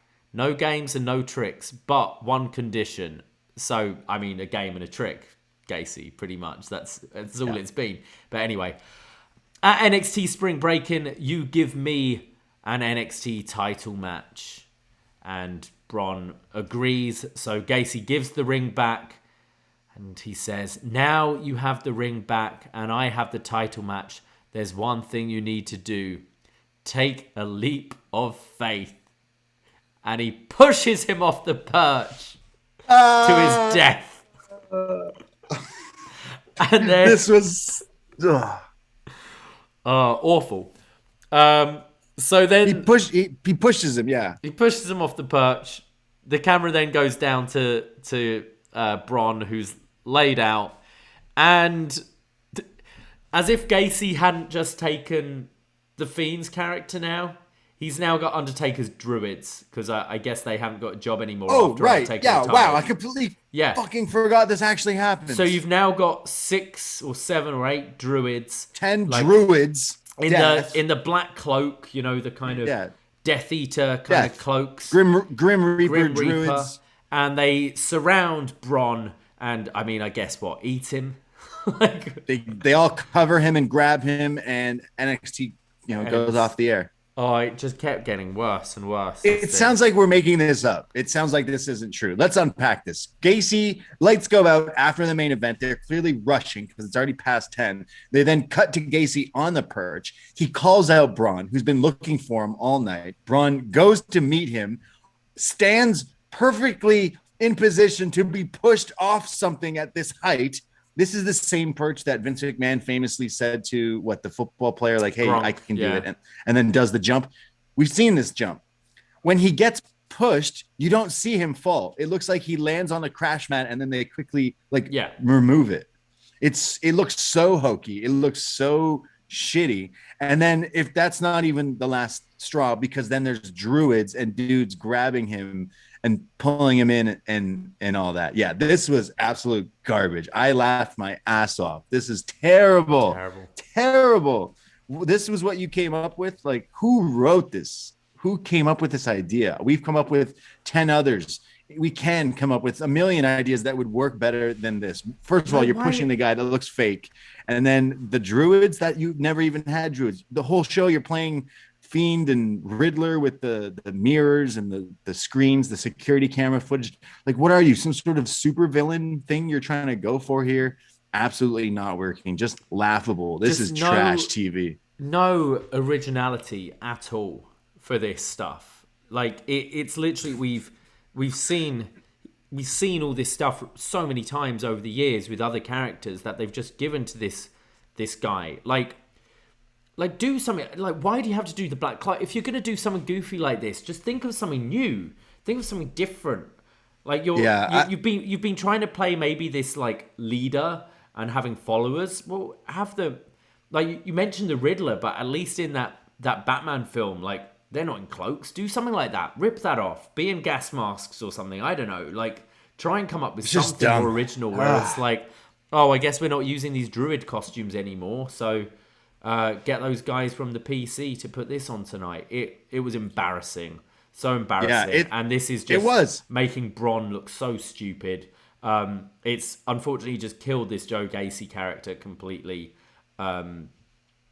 It's horrible. Just stop it went from them trying something that, hey, maybe it wouldn't have worked that way, but they were trying something new and going in that direction, and then completely just 180 it. And last week we're like, oh, he's just already going to the like, that's not a good sign. And then today he's fucking the Joker here with the traps and all this stuff. Like, what the fuck is going on? This is ridiculous. I watch this shit because I like the storytelling between people in the ring and why they're fighting and competition and yada yada. Yeah, it's sports entertainment, but this is just like the worst. This is the shits, man. And him standing there on the perch when he's like, you got to take a leap of faith. It was basically like, what? Long live the king, or this is Sparta. I killed Mufasa. Yeah. It's like, what the fuck? It's so cheesy. It's so bad. And like I said, they should feel bad. The Joe Gacy character instantly dead on arrival now. Braun, of course, he'll be saved. He'll be fine. They'll still push him to the moon afterwards. But I cannot wait for this to move. I thought he was gonna say, hey, I'll give you the ring back if you agree to put the title on the line.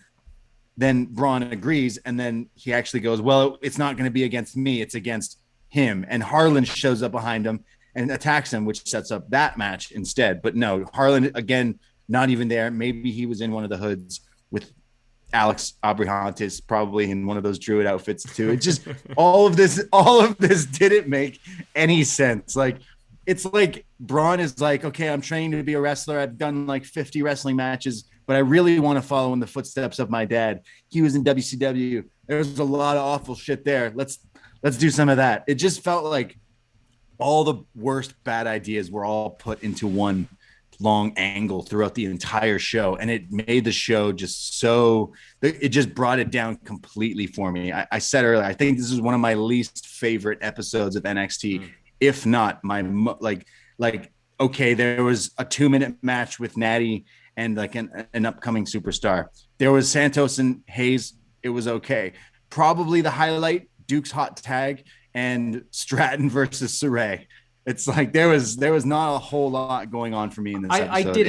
I did enjoy the wrestling on this show, actually. Like I'm not expecting, like it is. I just can't do 8 now matches. I'm watching, and I don't expect 20-minute matches anymore. So I try and I'm not judging it compared to old NXT. I'm not judging it compared to AEW. I'm judging it as a developmental show. And I thought the talent in the wrestling was good tonight, and I thought the women especially really showed up. But it's this hokey shit, which is just terrible. It's so hokey, like it's so ridiculous. Just it's not like it kept getting worse. It started with him all over the screens with his face just laughing like the Joker, like the Riddler.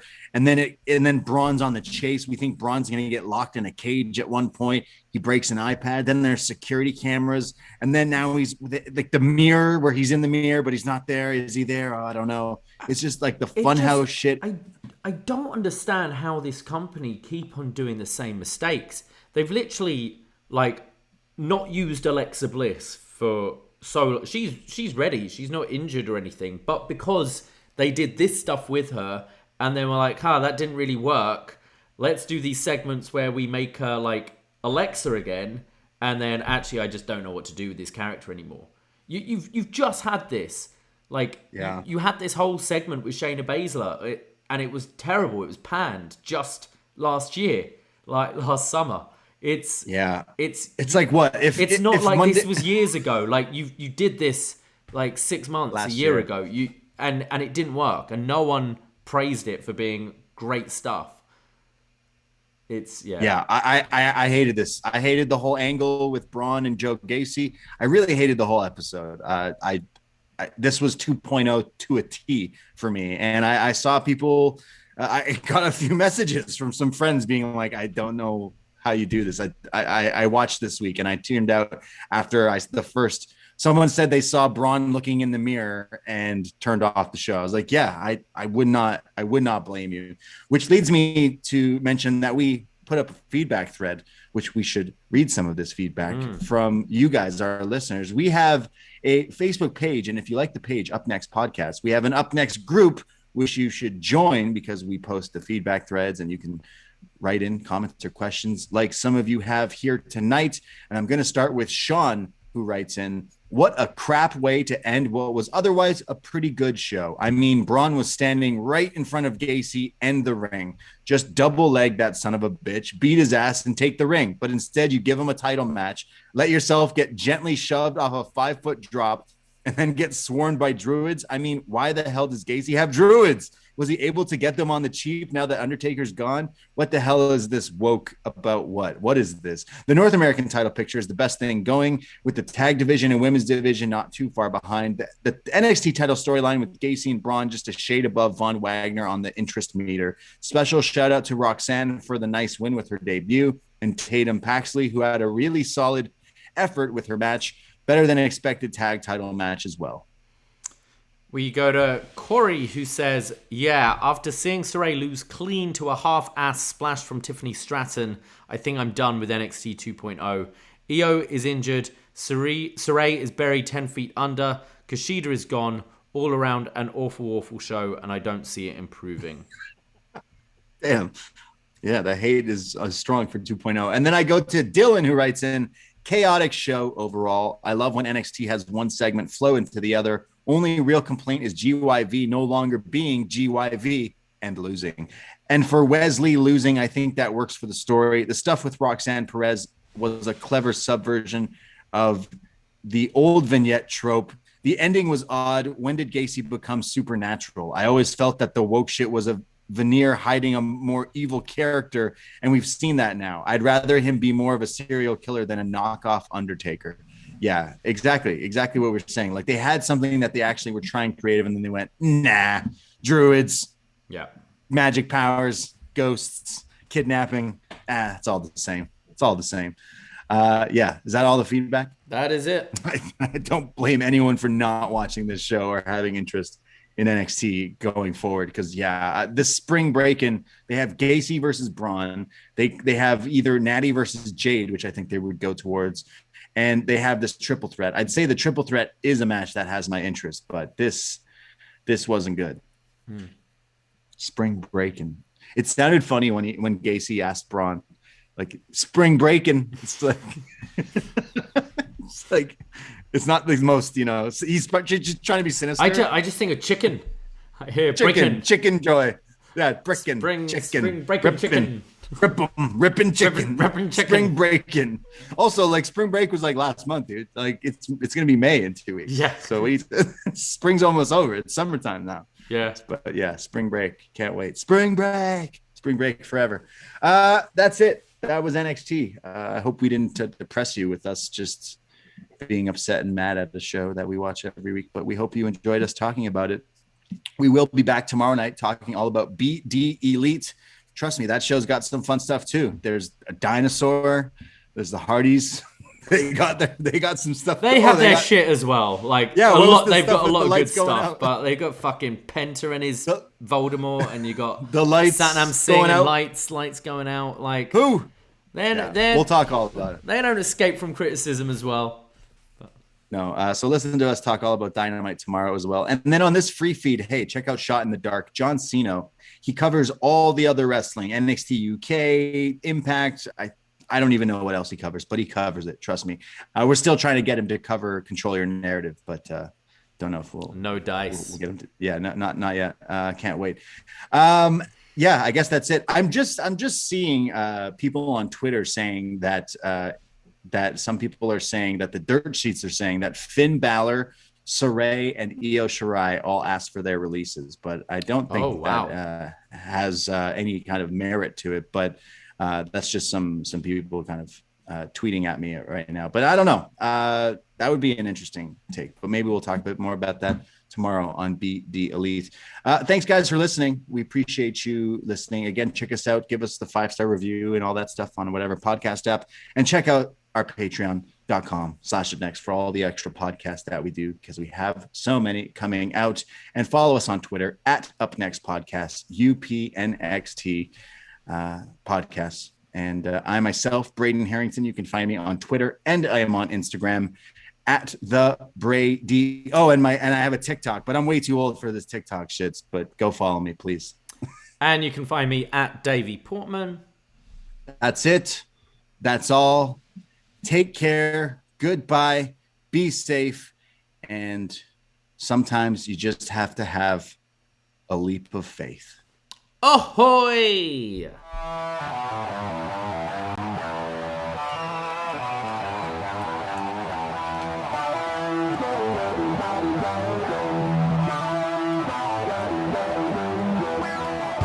First time in a long time, but back like I never left. Taking these things as it comes, you know me, I don't read ahead. Watch me burn down everything, BDE on the TV set. When I'm in control on the road, you can never really know what's up next.